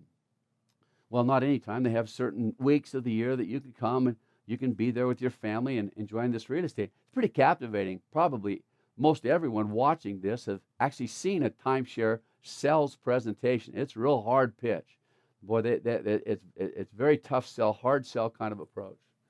So you get excited about it and you say, okay, so it's going to cost you, let's say $20,000. They say $20,000 you buy this share in the real estate, and then you pay about $800 or $900 a year for maintenance of the property. And you think you've bought yourself some kind of a really sweet deal. I'd love you to go out. There's some websites where you can put, and boy, when you get there, they'll say all sorts of things about, boy, when you buy this thing just does nothing but goes up in value. We sold some units in this exact same facility a year ago. Now we're selling phase 2 of this same project, and phase 2 selling for more than phase 1 means that the phase 1 people could sell their real estate, sell their units for this extra price, and so it's a really, really wise investment. I will tell you this, that the average real estate timeshare that you purchase, investment timeshare, will depreciate by nearly 60% in value as soon as you've purchased it. 60%. If you bought that thing for $20,000, then you wanted to go out and sell it to somebody else, under that scenario, you'd have lost about 60% or $12,000 in value of the money that you put into it. Instead of the $20,000 you put into it, you might only be able to sell it for $8,000. And that's real good. I will direct you to some real estate timeshare websites where people have gone out and put their money into those kinds of projects before. Well, they will, in that what we call the secondary market. So the primary market is when you bought that timeshare. Now you want to sell that timeshare unit to somebody else because you don't want to hold on to it anymore. And so we call that the secondary. Primary is when you bought it, when the original owners bought it. Secondary, now you want to sell it to somebody else. You can go out right now today and you can purchase timeshares that somebody else has purchased. And I'll show you websites where they will actually give the timeshare away if you'll just make those annual payments for the maintenance of the real estate. We find that once we've bought it, it's not quite as exciting, and it's real frustrating to have to make those annual payments. Not only are there websites where you can purchase, where they'll just turn it over to you if you'll make those annual payments, there are literally websites I could show you where companies have set up and said, we'll take over the timeshare for you. We'll actually take over the payment of that if you'll pay us $3,000 or $5,000. How's that for an investment? I bought it for $20,000, and I've got to pay somebody $5,000 just to take it off my hands. Can I just say, if you want to buy timeshare, go buy it in the secondary market. Go look at those websites. You can go buy those exact same units that somebody else has purchased, and you can purchase them for a fraction of the cost. Almost every single one of them will sell for 10, 20% of what those people paid for them when they first purchased it. Is it surprising to you that I say avoid timeshare investments? I'll tell you this, with what we've got now with Airbnb and some other opportunities for people to actually enjoy purchasing, enjoy the benefits of living in a piece of property like that for a period of time, I see almost no reason whatsoever to actually purchase a timeshare unit unless you know for an absolute fact that you're going to be using it on an ongoing basis and it's worth the money that you're suggesting or talking about. I will just suggest that you be very careful and make certain that somehow that fits a profile where you understand what could happen on a long-term basis. timeshare is just not. We've actually taken to saying this. We like to suggest to people that instead of owning something like that, we have something that we call smart usership. So instead of ownership, smart usership is finding somebody else who actually owns the property, has to go through all the hassles that you're talking about, and just pay them rent on it for the time of the period of time that you're going to be using the property. Employ excellent CPA advisors. We already talked about that. Whenever possible, have somebody that on a very nominal, for a very obvious fee will provide you recommendations or suggestions. We think that's a good idea. If you're going to purchase pieces of real estate like this, I think it's well for you to know that those who have done a good job at this in the past have established a great relationship with a bank appraiser, somebody that appraises these properties for a bank. So when a bank takes back property that they have to then sell again, they're going to have appraisers come and look at it. Those appraisers can provide you a lot of really good, excellent kind of ideas about where you might be able to purchase that real estate at a fraction of the cost. Let me just give you some quick guidelines. It's the last thing I'm going to tell you. I'll give you quick guidelines for owning real estate. Make sure that whenever you buy a piece of real estate that you could have 50% vacancy for 6 months or longer. That means if 50% of the people that are renting the property from you moved out, you have sufficient cash flow. You have enough money that you can pull out of your own pocket to pay those payments for at least 6 months before you'd ever consider that. That would eliminate almost all nothing down real estate, because most people don't have the money or that they could make those payments and not go broke because they couldn't make the payments. Do not own long distance. I have a lot of people say, I got a property in Tuscaloosa I'd like to buy, and I say, don't own long distance. I always give them this advice. Make sure that you could drive by the property every single night that you buy. Make sure that you can take a look at it, because we know by sad experience that people can move out. They can kick the living daylights out of a piece of property and cause a lot of damage, and you won't even know about it if you're a long ways away from it. Do everything you can to not own property long distance. If you're going to own real estate, own real estate that you could actually drive by, check every night to make sure that indeed it's in good shape. Make sure that before you buy a piece of property that you'll live there for at least in that area for at least a 5-year period of time. So don't buy something that you won't live there for at least 5 years. I've always suggested this to my students. If you'd like to get into this, you'd like to make a good first step to see how it would work for you. There's a very simple thing that I've suggested for them as a possibility. Your first home might want to be a duplex. I like that. I think that's a kind of a good way to kind of slip into it, see what you think about it. Then the amount of money that you pay, then you're paying for one side of it to live in it, and you have somebody else working the other side. Then you can keep track of your property on a much easier basis. I'd like to recommend or suggest that as we do this, now remember, we talked in the first part of our lecture, we talked about investments and making wise investments and doing it in a way that the professionals, the Nobel Prize winning professionals would suggest that you make investments. In the second part, we just took those kinds of things. I think if we could literally, because imagine for yourself, after taking a workshop like this, you could write down those things that we'd like you to avoid or like you to consider very carefully because there's a great deal of risk or even fraud associated with it. Wouldn't it be cool if you could actually avoid what has become to so many other people such a devastating part of the experience that they have in investments? I think that there's a possibility that this investing process can become something that's very wise. It can become something that's very satisfying. It can become something that's a very integral part of becoming what I would like to always suggest is something that's called a perpetual multiplier. You have the ability to always get, manage your time and and discipline your attitudes and the ideas or concepts of value in such a way you can make systematic investments that make it so that you're constantly multiplying resources and obviously being blessed through the value that those resources can provide to you on an ongoing basis.